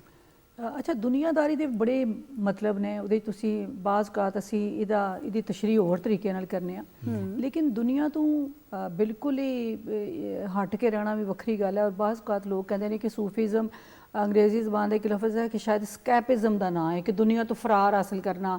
ਜਿਸ ਤਰ੍ਹਾਂ ਰੇਤ 'ਚ ਮੂੰਹ ਦੇਖ ਕੇ ਤੁਸੀਂ ਕਹੋ ਕਿ ਬਸ ਬਾਕੀ ਸਭ ਠੀਕ ਹੈ, ਐਸੀ ਗੱਲ ਨਹੀਂ ਹੈ। ਸਾਡੇ ਸੂਫੀ ਜਿਹੜੇ ਨੇ, ਅਸੀਂ ਪੰਜਾਬ ਦੀ ਕਿਉਂਕਿ ਗੱਲ ਕਰਨੇ ਆ ਜ਼ਿਆਦਾਤਰ, ਤੇ ਸਾਡੇ ਜਿਹੜੇ ਸੂਫੀ ਨੇ ਉਹਨਾਂ ਨੇ ਇੱਕ ਖਾਸ ਵਕਤ ਲਈ ਦੁਨੀਆ ਤੋਂ ਕਿਨਾਰਾ ਕਸ਼ੀ ਕੀਤੀ, ਇਸ ਖਾਸ ਵਕਤ ਲਈ ਕਿ ਜਦੋਂ ਉਹ ਰਿਆਜ਼ਤ ਕਰ ਰਹੇ ਸਨ, ਜਦੋਂ ਉਹਨਾਂ ਨੇ ਆਪਣੇ ਆਪ ਨੂੰ ਫਰੋਲਣਾ ਸੀ। ਹੁਣ ਤੁਸੀਂ ਦੇਖੋ ਕੋਈ ਸ਼ਾਇਰ ਹੈ, ਅਦੀਬ ਹੈ, ਐਕਟਰ ਹੈ, ਉਹਦੇ 'ਤੇ ਇੱਕ ਦੌਰ ਐਸਾ ਆਉਂਦਾ ਹੈ ਕਿ ਜਦੋਂ ਆਪਣੀ ਜ਼ਾਤ ਨੂੰ ਪਹਿਚਾਨਣ ਲਈ ਉਹਨੂੰ ਇੱਕ ਰਿਆਜ਼ਤ ਕਰਨੀ ਪੈਂਦੀ ਹੈ ਕਿ ਮੈਂ ਹੈ ਕੀ ਹਾਂ। ਇਸੇ ਤਰ੍ਹਾਂ ਸੂਫੀਆਂ ਨੇ ਜਦੋਂ ਆਪਣੇ ਆਪ ਨੂੰ ਪਹਿਚਾਨਣਾ ਸੀ ਤਾਂ ਉਹਨਾਂ ਕੁਝ ਅਰਸੇ ਲਈ ਚਿੱਲੇ ਕੱਟਣ ਲਈ ਲੁਕਾਈ ਤੋਂ ਦੂਰ ਗਏ, ਲੇਕਿਨ ਮੁੜ ਕੇ ਫਿਰ ਜਦੋਂ ਉਹਨਾਂ ਨੇ ਮਾਰਫਤ ਲੱਭੀ ਤਾਂ ਫਿਰ ਲੁਕਾਈ ਵਿੱਚ ਆਏ ਔਰ ਲੁਕਾਈ ਵਿੱਚ ਰਹਿ ਕੇ ਉਹਨਾਂ ਨੇ ਕੰਮ ਕੀਤੇ। ਹੁਣ ਜਦੋਂ ਤੱਕ ਤੁਹਾਡੀ ਗੱਲ ਹੈ ਦੁਨੀਆਦਾਰੀ ਦੀ, ਦੁਨੀਆਦਾਰੀ ਨੂੰ ਅਗਰ ਅਸੀਂ ਨਫਾ ਨੁਕਸਾਨ ਨਾਲ ਜੋੜੀਏ ਤੇ ਮੇਰਾ ਹਾਲ ਹੈ ਕਿ ਸੂਫੀ ਉਹੀ ਦਾ ਦੁਨੀਆਦਾਰ ਤੇ ਨਹੀਂ ਹੈ, ਕਿਉਂਕਿ ਉਹਦਾ ਤੇ ਸਾਰਾ ਹੀ ਰੱਬ ਦੀ ਰਾਹ ਵਿੱਚ ਹੈ। ਉਹ 2.5% ਜ਼ਕਾਤ ਤੋਂ ਵੀ ਅੱਗੇ ਵੱਧ ਕੇ ਆਪਣਾ ਹਰ ਕਿਸਮ ਦਾ ਹੀ, ਜਿਹੜਾ ਅਸੀਂ ਇਸਲਾਮ ਦੇ ਵੱਲ ਨਾਲ ਵੀ ਗੱਲ ਕਰਨੇ ਆ, ਲੇਕਿਨ ਸੂਫੀ ਤਾਂ ਆਪਣੇ ਕੋਲ ਕੁਝ ਰੱਖਦਾ ਹੀ ਨਹੀਂ। ਉਹ ਸਵੇਰ ਦੀ ਰੋਟੀ ਖਾਂਦਾ ਤੇ ਸ਼ਾਮ ਦੀ ਫਿਕਰ ਨਹੀਂ ਕਰਦਾ। ਉਹ ਕਹਿੰਦਾ ਸ਼ਾਮ ਦੀ ਵੀ ਲੱਭ ਜਾਏਗੀ। ਉਹ ਅਗਰ ਬਾਰਿਸ਼ ਵਿੱਚ ਭਿੱਜਦਾ ਹੈ ਫਿਰ ਵੀ ਰੱਬ ਦਾ ਸ਼ੁਕਰ ਅਦਾ ਕਰਦਾ ਕਿ ਤੇਰਾ ਸ਼ੁਕਰ ਹੈ। ਅਗਰ ਧੁੱਪ 'ਚ ਸੜਦਾ ਤੇ ਫਿਰ ਵੀ ਸ਼ੁਕਰ ਅਦਾ ਕਰਦਾ ਕਿ ਤੇਰਾ ਸ਼ੁਕਰ ਹੈ, ਤੂੰ ਮੈਨੂੰ ਇਸ ਹਾਲ 'ਚ ਵੀ ਰੱਖਿਆ। ਜੀ ਡਾਕਟਰ ਸਾਹਿਬ, ਇਹ ਦੱਸੋ ਕਿ ਸਵਾਣੀਆਂ ਜਿਹੜੀਆਂ ਨੇ ਉਹਨਾਂ ਦੇ ਬਾਰੇ ਅਕਸਰ ਜ਼ਿਕਰ ਕੀਤਾ ਜਾਂਦਾ ਹੈ। ਅਸੀਂ ਵੇਖਿਆ ਕਿ ਬਾਬਿਆਂ ਦੀ ਸ਼ਾਇਰੀ ਜਦੋਂ ਪੜ੍ਹਨੇ ਤਾਂ ਉਹਦੇ ਵਿੱਚ ਸਵਾਣੀ ਦਾ ਜ਼ਿਕਰ ਜਦੋਂ ਹੁੰਦਾ ਫਿਰ ਬਾਬੇ ਸਵਾਣੀ ਬਣ ਕੇ ਲਿਖਦੇ ਵੀ ਰਹੇ। ਤੇ ਸਵਾਣੀ ਦਾ ਸੂਫੀਜ਼ਮ ਨਾਲ ਕੀ ਕਨੈਕਸ਼ਨ ਹੈ? ਕਿਆ ਸਿਰਫ ਮਰਦ ਹੀ ਸੂਫੀ ਹੋ ਸਕਦੇ ਨੇ ਕਿ ਸਵਾਣੀਆਂ ਵੀ ਸੂਫੀ ਹੋ ਸਕਦੇ ਨੇ? ਇਹ ਵੀ ਇੱਕ ਸਵਾਲ ਹੈ। ਹਾਂ ਨੇ ਬਿਲਕੁਲ, ਇਹ ਬੜਾ ਅੱਛਾ ਸਵਾਲ ਤੁਸੀਂ ਕੀਤਾ। ਦੇਖੋ ਰੂਹ ਦਾ ਤਾਲੁਕ ਹੈ ਨਾ, ਸਾਰੇ ਤੋਂ ਮਸਲੇ ਜਿਹੜੇ ਨੇ, ਅਸੀਂ ਜਦੋਂ ਤਸੱਵੁਫ ਦੀ ਗੱਲ ਕਰਨੇ ਤਾਂ ਰੂਹ ਨਾਲ ਜੁੜੇ ਹੋਏ ਨੇ। ਔਰ ਰੂਹ ਮਰਦ ਵਿੱਚ ਵੀ ਹੈ, ਔਰਤ ਵਿੱਚ ਵੀ ਹੈ। ਔਰ ਸ਼ਾਇਦ ਜਿਹੜੀ ਰੱਬ ਨਾਲ ਤਾਲੁਕ ਜੋੜਨ ਦੇ ਹਵਾਲੇ ਨਾਲ ਗੱਲ ਹੈ, ਉਹ ਸ਼ਾਇਦ ਔਰਤ ਸ਼ਾਇਦ ਜ਼ਿਆਦਾ ਜੋੜ ਸਕਦੀ ਹੋਵੇ, ਇਸ ਲਈ ਕਿ ਉਹ ਜ਼ਿੰਦਗੀ ਨੂੰ ਜਨਮ ਦਿੰਦੀ ਹੈ। ਔਰ ਜਦੋਂ ਜ਼ਿੰਦਗੀ ਨਵੀਂ ਤਖਲੀਕ ਕਰ ਰਹੀ ਹੁੰਦੀ ਹੈ ਤਾਂ ਉਹਦੇ ਅੰਦਰ ਦੋ ਦਿਲ ਧੜਕ ਰਹੇ ਹੁੰਦੇ ਨੇ, ਉਹ ਰੱਬ ਦੇ ਜ਼ਿਆਦਾ ਨੇੜੇ ਹੁੰਦੀ ਹੈ। ਤੇ ਐਸੇ ਵੱਲ ਨਾਲ ਸੂਫੀਆਂ ਨੇ ਵੀ ਔਰਤ ਦੀ ਆਵਾਜ਼ 'ਚ, ਔਰਤ ਦੇ ਲਹਿਜੇ 'ਚ ਗੱਲ ਕੀਤੀ ਰੱਬ ਨਾਲ, ਜਿਸ ਤਰ੍ਹਾਂ ਇੱਕ ਨਾਜ਼ੋ ਅੰਦਾਜ਼ ਦੀ ਗੱਲ ਵੀ ਕੀਤੀ। ਤੇ ਮੈਂ ਸਮਝਦੀ ਹਾਂ ਕਿ ਔਰਤ ਅਗਰ ਸੂਫੀ ਜੰਮ ਸਕਦੀ ਹੈ ਤਾਂ ਸੂਫੀ ਹੋ ਵੀ ਸਕਦੀ ਹੈ, ਕਿਉਂਕਿ ਇਹਦੇ 'ਚ ਤੇ ਕੋਈ ਜੈਂਡਰ ਦੇ ਹਵਾਲੇ ਨਾਲ ਅਸੀਂ ਗੱਲ ਹੀ ਨਹੀਂ ਕਰ ਸਕਦੇ ਕਿ ਤੁਹਾਨੂੰ ਇਤਨਾ ਦਿਮਾਗ ਮਿਲਿਆ ਤੇ ਮੈਨੂੰ ਇਤਨਾ ਮਿਲਿਆ। ਅਸੀਂ ਸਾਰੇ ਜਿਹੜੇ ਆ ਸਲਾਹੀਤਾਂ ਦੇ ਹਵਾਲੇ ਨਾਲ, ਮਰਦ ਵੀ ਸਾਰੇ ਬਰਾਬਰ ਨਹੀਂ। ਤੁਸੀਂ ਦੇਖੋ ਕਿ ਤੁਸੀਂ ਕਿਆ ਸਮਝਦੇ ਹੋ ਕਿ ਇੱਥੇ ਜਿਤਨੇ ਇਸ ਕਮਰੇ 'ਚ ਮਰਦ ਬੈਠੇ ਹੋ ਨੇ ਸਾਰੇ ਸਲਾਹੀਤਾਂ ਦੇ ਮੁਤਾਬਕ ਇੱਕ ਜਿਹੇ ਨੇ ਜਾਂ ਲੜਕੀਆਂ ਇੱਕ ਜਿਹੀਆਂ ਨੇ? ਅਸੀਂ ਹੁਣ ਇੱਕ ਜਿਹੜਾ ਦਫ਼ਤਰ ਦਾ ਇੱਕ ਪੀਅਨ ਹੈ, ਉਹ ਮਰਦ ਹੈ, ਤੇ ਤੁਸੀਂ ਇਹ ਨਹੀਂ ਕਹਿ ਸਕਦੇ ਕਿ ਉਹ ਬੜਾ ਬਰਤਰ ਹੈ। ਔਰ ਆਪਣੀਆਂ ਸਲਾਹੀਤਾਂ ਦੇ ਵੱਲ ਨਾਲ ਗੱਲ ਕਰਨੀ ਹੈ। ਇਹ ਰੱਬ ਨੇ ਜਿਹੜੀ ਸਾਡੀ ਕਾਇਨਾਤ ਬਣਾਈ ਹੈ ਨੇ, ਬੜੀ ਅਜੀਬ ਹੈ। ਔਰ ਤਾਂ ਹੀ ਤੇ ਸਦੀਆਂ ਪਹਿਲੇ ਉਹਨੇ ਅਰਸਤੂ ਨੇ ਕਿਹਾ ਸੀ ਕਿ ਸਾਰੇ ਇਨਸਾਨ ਬਰਾਬਰ ਨਹੀਂ। ਕੁਝ ਲੋਕ ਜਿਹੜੇ ਹਕੂਮਤ ਕਰਨ ਲਈ ਪੈਦਾ ਹੋਏ ਨੇ ਤੇ ਕੁਝ ਜਿਹੜੇ ਨੇ ਉਹ ਗੁਲਾਮੀ ਲਈ। ਅੱਛਾ, ਇਹਦੇ 'ਚ ਕੁਝ ਲੋਕ ਸਮਝਦੇ ਨੇ ਕਿ ਸ਼ਾਇਦ ਹਕੂਮਤ ਜਿਹੜੀ ਦੂਸਰੀ ਤਰ੍ਹਾਂ ਦੀ ਹਕੂਮਤ, ਇਹ ਨਹੀਂ ਲੀਡ ਕਰਨ, ਗਾਈਡ ਕਰਨ। ਹੁਣ ਤੁਸੀਂ ਦੇਖੋ ਕਿ ਹਰ ਬੰਦੇ 'ਚ ਉਹ ਲੀਡ ਕਰਨ ਤੇ ਗਾਈਡ ਕਰਨ ਦੀ ਸਲਾਹੀਅਤ ਨਹੀਂ ਹੁੰਦੀ, ਕਿ ਲੀਡਰਸ਼ਿਪ ਵੀ ਇੱਕ ਬੜਾ ਵੱਡਾ ਆਰਟ ਹੈ ਨਾ। ਹਰ ਬੰਦਾ ਜਿਹੜਾ, ਤੁਸੀਂ ਕਿਸੇ ਬੰਦੇ ਨੂੰ ਕਹੋ ਕਿ ਮੈਂ ਤੈਨੂੰ ਇਹ ਕੰਮ ਕਰਨਾ, ਅੱਗੇ ਹੋ ਕੇ ਕਰ, ਉਹ ਕਹੇਗਾ ਨਹੀਂ ਮੈਂ ਖੁਦ ਨਹੀਂ ਕਰ ਸਕਾਂਗਾ। ਅਗਰ ਤੁਸੀਂ ਅੱਗੇ ਚੱਲੋਗੇ ਤੁਹਾਡੇ ਨਾਲ ਨਾਲ ਚੱਲਾਂਗਾ। ਸੂਫੀ ਵੀ ਤੇ ਲੀਡਰ ਹੀ ਹੈ ਨਾ। ਸੂਫੀ ਲੀਡਰ, ਸੂਫੀ ਨੇ ਲੀਡ ਕੀਤਾ, ਸਾਨੂੰ ਦੱਸਿਆ ਕਿ ਵੀ ਇਸ ਤਰ੍ਹਾਂ ਤੁਰਨਾ ਹੈ, ਇਸ ਤਰ੍ਹਾਂ ਖੂਹ ਕਢਾ ਕੇ ਲੋਕਾਂ ਨੂੰ ਪਾਣੀ ਪਿਆਣਾ ਹੈ, ਜਾਂ ਇਸ ਤਰ੍ਹਾਂ ਤਿਆਗ ਕੇ ਦੁਨੀਆ ਤੇ ਜਿਹੜਾ ਨਜ਼ਰਾਨਾ ਆ ਰਿਹਾ ਉਹ ਵੀ ਲੋਕਾਂ ਨੂੰ ਦੇ ਦੇਣਾ। ਤੇ ਇਹ ਜਿਹੜੀ ਅਰਸਤੂ ਦੀ ਗੱਲ ਨਾਲ ਹੀ ਟੋਰ ਰਹੀ ਹਾਂ ਮੈਂ, ਖਵਾਤੀਨ ਦੀ ਗੱਲ ਨੂੰ ਟੋਰ ਰਹੀ ਹਾਂ ਕਿ ਇਸੇ ਤਰ੍ਹਾਂ ਹੀ ਜਿਸ ਤਰ੍ਹਾਂ ਮਰਦਾਂ 'ਚ ਸਾਰੇ ਮਰਦ ਬਰਾਬਰ ਨੇ ਸਲਾਹੀਤਾਂ ਦੇ ਵੱਲ ਨਾਲ, ਇਸੇ ਤਰ੍ਹਾਂ ਔਰਤਾਂ 'ਚ ਸਾਰੀਆਂ ਔਰਤਾਂ ਜਿਹੜੀਆਂ ਨੇ ਬਰਾਬਰ ਨਹੀਂ ਸਲਾਹੀਤਾਂ ਦੇ ਵੱਲ ਨਾਲ। ਲੇਕਿਨ ਔਰਤਾਂ ਵਿੱਚ ਵੀ ਬਹੁਤ ਕਾਬਲ ਔਰ ਆਲਾ ਜ਼ਿਹਨ ਪੈਦਾ ਹੋਏ ਨੇ ਔਰ ਮਰਦਾਂ ਵਿੱਚ ਵੀ ਜਾਂ ਅਸੀਂ ਇਹ ਵੀ ਕਹਿ ਸਕਨੇ ਕਿ ਹਰ ਕਿਸੇ ਦੀ ਸਲਾਹੀਅਤ ਦੂਜੇ ਨਾਲ ਵੱਖ ਹੈ। ਵੱਖ ਹੈ ਵੱਖ ਬਿਲਕੁਲ। ਹੈ, ਔਰ ਇਨਫਰਾਦੀਅਤ। ਤੁਸੀਂ ਇਹ ਨਹੀਂ ਕਹਿ ਸਕਦੇ ਕਿ ਇੱਕ ਖਾਸ ਤਬਕਾ ਹੈ ਜੋ ਔਰਤ ਤੁਸੀਂ ਕਹਿ ਸਕੋ ਕਿ ਉਹ ਕਮ ਅਕਲ ਹੈ ਜਾਂ ਉਹ ਜਿਹੜੀ ਰੂਹਾਨੀ ਤੌਰ ਤੇ ਉਸ ਬੁਲੰਦੀ ਤੇ ਨਹੀਂ ਅਪੜ ਸਕਦੀ, ਇਹ ਬਿਲਕੁਲ ਗਲਤ ਗੱਲ ਹੈ। ਔਰ ਮੈਂ ਸਮਝਦੀ ਹਾਂ ਕਿ ਜਿਸ ਤਰ੍ਹਾਂ ਰਾਬਿਆ ਬਸਰੀ ਨੂੰ ਇੱਕ ਪੂਰੀ ਸੂਫੀ ਨੇ ਔਰ ਅਸੀਂ 2.5 ਸੂਫੀ ਸਾਡੇ ਅਮੂਮਨ ਇਹ ਕਿਹਾ ਜਾਂਦਾ ਹੈ ਕਿ 2.5 ਕਲੰਦਰ ਨੇ, ਉਹ ਕਲੰਦਰ ਸਨ ਪੂਰੀਆਂ ਕਿ ਬੂ ਅਲੀ ਕਲੰਦਰ, ਸ਼ਹਿਬਾਜ਼ ਕਲੰਦਰ ਤੇ ਰਾਬਿਆ ਬਸਰੀ। ਇਹ ਮੈਂ ਕਹਿੰਦੀ ਹਾਂ ਕਿ ਇੱਕ ਜਿਹੜੀ ਸਾਡੀ ਉਹ ਸੋਚ ਹੈ ਔਰਤਾਂ ਦੇ ਹਵਾਲੇ ਨਾਲ, ਹਾਲਾਂਕਿ ਰਾਬਿਆ ਬਸਰੀ ਨੇ ਮੁਹੱਬਤ ਦੇ ਹਵਾਲੇ ਨਾਲ ਜੋ ਕੋਈ ਤਸਵੁਫ ਨੂੰ ਦਿੱਤਾ ਔਰ ਜੋ ਕੁਝ ਉਹਨਾਂ ਨਫਾ ਨੁਕਸਾਨ ਤੋਂ ਕੱਢਿਆ, ਇਬਾਦਤਾਂ ਚੋਂ ਕੱਢਿਆ, ਉਹਨਾਂ ਨੇ ਕਿਹਾ ਕਿ ਇਬਾਦਤਾਂ ਨਾਲ ਰੱਬ ਨਹੀਂ ਮਿਲਣਾ, ਯਾਨੀ ਇਬਾਦਤ ਤੁਸੀਂ ਕਰਨੀ ਹੈ ਉਹਦੇ ਨਾਲ ਨਫਾ ਨੁਕਸਾਨ ਲਈ ਨਹੀਂ ਕਰਨੀ ਕਿ ਜੰਨਤ ਦੋਜ਼ਖ ਜਾਣਾ ਹੈ। ਤੁਸੀਂ ਇਬਾਦਤ ਨੂੰ ਜਦੋਂ ਰੱਬ ਦੀ ਮੁਹੱਬਤ ਨਾਲ ਜੋੜਨਾ ਤੇ ਫਿਰ ਤੁਹਾਨੂੰ ਰੱਬ ਨੇ ਮਿਲਣਾ ਹੈ। ਦੁਨੀਆ ਨਾਲ ਰਹਿ ਕੇ ਇਨਸਾਨ ਸੂਫੀ ਬਣ ਸਕਦਾ ਹੈ? ਕਿਸ ਹੱਦ ਤੱਕ ਇਹ ਜ਼ਰੂਰੀ ਹੈ? ਬਿਲਕੁਲ ਬਣ ਸਕਦਾ ਹੈ, ਕਿਉਂਕਿ ਅੱਜ ਦੇ ਦੌਰ ਵਿੱਚ ਅਸੀਂ ਐਸੇ ਸੂਫੀ ਵੀ ਦੇਖਦੇ ਹਾਂ ਕਿ ਜਿਹੜੇ ਬਾਜਵਾ ਸਾਹਿਬ ਔਰ ਬੜਾ ਅੱਛਾ ਪੈਂਟ ਕੋਟ ਪਾਇਆ ਔਰ ਬੜਾ ਅੱਛੀ ਐਨਕ ਸੋਹਣੀ ਲਾਈ ਹੋਈ, ਲੇਕਿਨ ਅੰਦਰੋਂ ਸੂਫੀ ਹੁੰਦੇ ਨੇ। ਤੇ ਇਹ ਤਾਂ ਇੱਕ ਰੁਝਾਨ ਦੀ ਗੱਲ ਹੈ ਨਾ, ਨੁਕਤਾ ਨਜ਼ਰ ਦੀ ਗੱਲ ਹੈ, ਦੁਨੀਆ ਨੂੰ ਦੇਖਣ ਦੀ ਗੱਲ ਹੈ ਕਿ ਤੁਸੀਂ ਕਿਹੜੇ ਪੁਆਇੰਟ ਆਫ ਵਿਊ ਦੇ ਮੁਤਾਬਕ ਜ਼ਿੰਦਗੀ ਬਸਰ ਕਰ ਰਹੇ ਹੋ।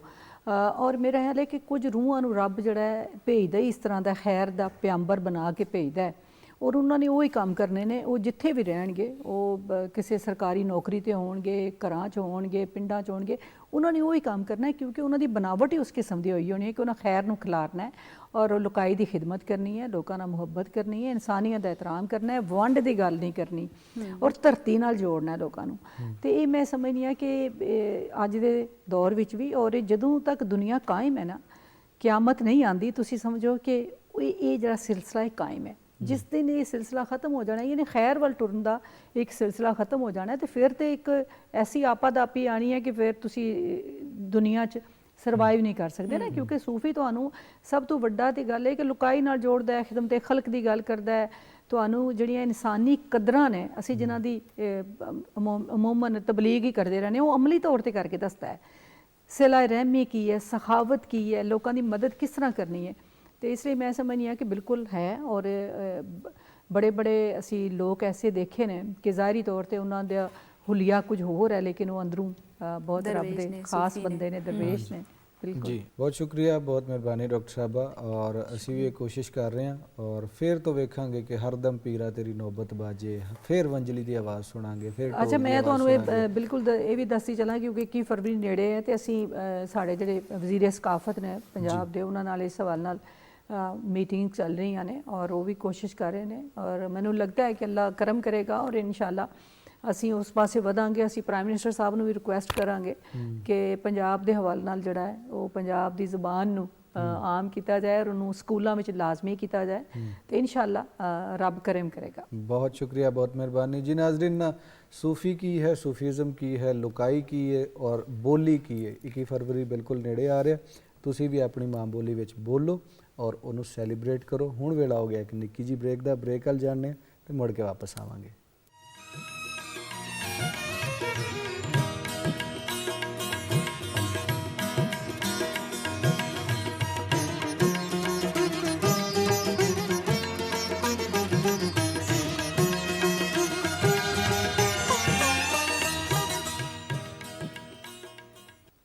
लो जी, एक दफ़ा फिर मुड़ के वापस आ गए हैं। प्रोग्राम का नाम है अज का मेहमान, मेरा नाम है अली उस्मान बाजवा और पाकिस्तान टेलीविजन लाहौर सेंटर तो लाइव ट्रांसमिशन तुहाडे वास्ते असीं लैके आए हैं।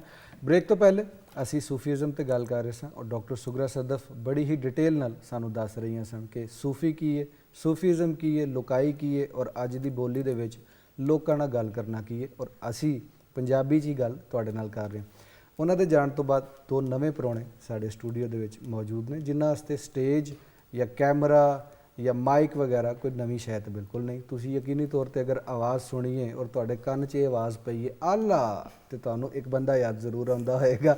जी हाँ, बिल्कुल, उन्हां दा नाम है डॉक्टर एजाज वारिस। असीं सारे उन्होंने जैजी ਦੇ ਨਾਂ ਤੋਂ ਜਾਣਦੇ ਹਾਂ कि जब जैजी बोलता है तो सारा पाकिस्तान सुनता है।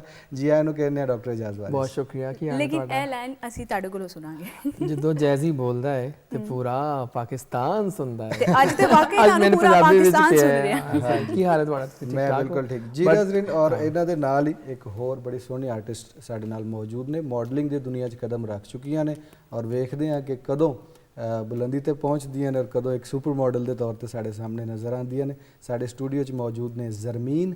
ਜ਼ਰਮੀਨ ਜੀ ਆਇਆਂ ਨੂੰ ਕਹਾਂਗੇ ਤੁਹਾਨੂੰ। ਕੈਸੀ ਤਬੀਅਤ ਹੈ ਤੁਹਾਡੀ? ਮੈਂ ਬਿਲਕੁਲ ਠੀਕ ਹਾਂ। ਬਹੁਤ ਹੀ ਸੋਹਣੇ ਪੰਜਾਬਣ ਲੱਗ ਰਹੇ ਹੋ ਤੁਸੀਂ। Thank you so much. ਤੇ ਇਹ ਵਾਲ ਇੰਨੇ ਲੰਬੇ ਜਿਹੜੇ ਨੇ, ਇਹਦਾ ਰਾਜ਼ ਕੀ ਹੈ? ਮੈਨੂੰ ਵੀ ਦੱਸ ਦਿਓ। ਇਹਦਾ ਰਾਜ਼ ਹੈ ਕਿ ਅੱਲਾ ਦੀ ਤਰਫੋਂ ਮਿਲੇ ਨੇ ਤੇ ਕੁਝ ਮਿਹਨਤ ਹੈ ਸਾਡੀ। ਅੱਛਾ, ਬਸ ਥੋੜਾ Cutting ਜਿਹਾ ਨਹੀਂ ਸਾਂਭ ਕਰਾਈ ਕਦੀ? ਸੰਭਾਲ ਕਰ ਰਹੇ ਹੋ ਤੁਸੀਂ ਇਹਨਾਂ ਦੀ। ਬੜਾ ਨਹੀਂ ਥੋੜਾ ਜਿਹਾ ਨਹੀਂ, ਮੈਨੂੰ ਲੱਗਦਾ ਕਾਫੀ ਜ਼ਿਆਦਾ ਸਾਂਭ ਸੰਭਾਲ ਕਰਨੀ। ਬੜੀ ਮਿਹਨਤ ਹੁੰਦੀ ਹੈ। ਠੀਕ ਹੈ। ਅੱਛਾ ਜੀ, ਜੈਜ਼ੀ ਭਾਈ ਕੀ ਹਾਲਾਤ ਨੇ ਤੁਹਾਡੇ? ਤੁਹਾਡੇ ਲਈ ਤੇ ਨਾ ਕੈਮਰਾ ਨਵਾਂ ਤੇ ਨਾ ਮਾਈਕ ਨਵਾਂ, ਲੇਕਿਨ ਤੁਹਾਨੂੰ ਕਹਿਣਾ ਕੀ ਹੈ ਜੀ? ਆਰਜੇ ਕਹਿਣਾ ਹੈ ਜਾਂ ਤੁਹਾਨੂੰ ਐਂਕਰ ਕਹਿਣਾ ਹੈ ਜਾਂ ਤੁਹਾਨੂੰ ਡਾਕਟਰ ਕਹਿਣਾ ਹੈ ਜਾਂ ਸੋਸ਼ਲ ਮੀਡੀਆ ਇਨਫਲੂਐਂਸਰ ਕਹਿਣਾ ਹੈ, ਕੀ ਕਹਿਣਾ ਹੈ? ਐਕਚੁਅਲੀ ਯੂ نو ਜੈਜ਼ੀ ਨਾ ਹੈ ਇਸ ਬੰਦੇ ਦਾ ਜੋ ਬਹੁਤ ਸਾਰੇ ਕੰਮ ਕਰਦਾ ਹੈ। ਮੈਂ ਡਾਕਟਰ ਵੀ ਹੈਗਾ, ਪ੍ਰੋਫੈਸਰ ਹੈਗਾ ਇੱਕ ਯੂਨੀਵਰਸਿਟੀ ਵਿੱਚ, ਹੈਡ ਆਫ ਡਿਪਾਰਟਮੈਂਟ ਹੈਗਾ, ਤੇ ਨਾਲੇ ਇਹ ਮੇਰਾ ਸ਼ੌਕ ਹੈਗਾ ਸਾਰਾ radio, TV and socialism and socialising you know. ਤਾਂ ਐਕਚੁਅਲੀ ਇਹ ਚੀਜ਼ਾਂ, ਇਹ ਗੱਲਾਂ ਮੈਨੂੰ ਮਸਰੂਫ ਰੱਖਦੀਆਂ ਨੇ। ਅੱਛਾ, ਮੈਂ ਜਦੋਂ ਵੀ ਕੋਈ ਕੰਮ ਕਰਨਾ ਸਟਾਰਟ ਕਰਨਾ ਹੈ ਤੇ ਮੈਨੂੰ ਇਹ ਹੁੰਦਾ ਹੈ ਕਿ ਮੈਂ ਉਹ ਕੰਮ ਦੀ ਹਾਈਟ ਤੇ ਜਾਣਾ ਹੈ।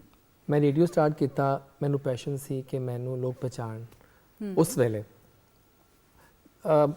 ਦੈਨ ਟੀਵੀ ਸ਼ੌਕ ਪੈਦਾ ਹੋਇਆ ਕਿ ਟੀਵੀ ਕਰਨਾ ਹੈ ਯੂ نو। ਟੀਵੀ ਐਕਚੁਅਲੀ ਲੋਕੀ ਤੁਹਾਨੂੰ ਵੇਖਦੇ ਨੇ।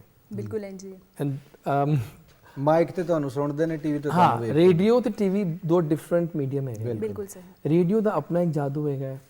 ਇੱਕ ਕਮਰਾ, ਬੰਦ ਕਮਰਾ, ਉੱਥੇ ਤੁਸੀਂ ਬੈਠਦੇ ਹੋ ਤੇ ਤੁਹਾਡੇ ਆਪਣੇ ਲਿਸਨਰਸ ਹੁੰਦੇ ਨੇ, ਆਵਾਜ਼ ਨਾਲ ਜਾਂ ਕਨੈਕਸ਼ਨ। ਆਵਾਜ਼ ਨਾਲ ਤੁਸੀਂ ਕਨੈਕਟ ਕਰ ਜਾਂਦੇ ਹੋ। ਪਰ ਟੀਵੀ ਨੂੰ ਲੋਕ ਪਛਾਣਦੇ ਨੇ, ਤੁਹਾਨੂੰ ਰਸਤੇ ਵਿੱਚ ਜਾਣਦੇ ਕਿ ਤੁਸੀਂ ਜੈਜ਼ੀ ਹੈਗੇ ਹੋ, ਤਾਂ ਉਹ ਆਪਣਾ ਇੱਕ ਫੀਲਡ ਹੈਗੀ ਹੈ।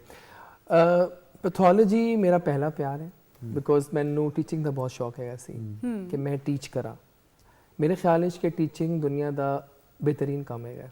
ਤੇ ਜਦੋਂ ਤੁਸੀਂ ਸਟਾਰਟ ਕੀਤਾ ਤੇ ਤੁਹਾਨੂੰ ਇੰਜ ਨਹੀਂ ਲੱਗਾ ਕਿ ਤੁਹਾਨੂੰ ਪੜ੍ਹਨਾ ਚਾਹੀਦਾ ਸੀ? ਮੈਡੀਕਲ ਦਾ ਸ਼ੋਭਾ is an entirely different thing, ਔਰ ਇੱਧਰ ਫਿਰ ਮੀਡੀਆ ਇੱਕ ਵੱਖਰੀ ਸ਼ੈ ਹੈ। ਤੁਹਾਡੇ ਵਰਗੇ ਬਹੁਤ ਸਾਰੇ ਲੋਕ ਇਹ ਸਮਝਦੇ ਨੇ ਕਿ ਮੈਂ ਡਾਕਟਰੀ ਛੋੜ ਦਿੱਤੀ ਹੈ, ਅੱਛਾ। ਕਿ ਮੈਂ ਡਾਕਟਰੀ ਨਹੀਂ ਕਰਦਾ। ਐਸੀ ਕੋਈ ਗੱਲ ਨਹੀਂ ਹੈਗੀ ਵੀਅਰਸ, ਮੈਂ ਡਾਕਟਰ ਹੈਗਾ। ਅੱਛਾ, ਮੈਂ ਪਾਕਿਸਤਾਨ ਦੀ ਹਾਈਐਸਟ ਡਿਗਰੀ ਵੀ ਲੈ ਲਿੱਤੀ ਹੈਗੀ, ਵਾਹ। FCPS ਹਿਸਟੋਪੈਥੋਲੋਜੀ। ਹਾਂ ਤੇ ਅੱਜ ਕੱਲ੍ਹ ਮੈਂ ਇੱਕ ਯੂਨੀਵਰਸਿਟੀ ਵਿੱਚ ਪੜ੍ਹਾਉਣਾ ਪਿਆ। ਹਾਂ ਮੇਰੇ ਬਹੁਤ ਸਾਰੇ ਸਟੂਡੈਂਟਸ ਹੈਗੇ ਨੇ, ਉਹ ਪੜ੍ਹਦੇ ਨੇ।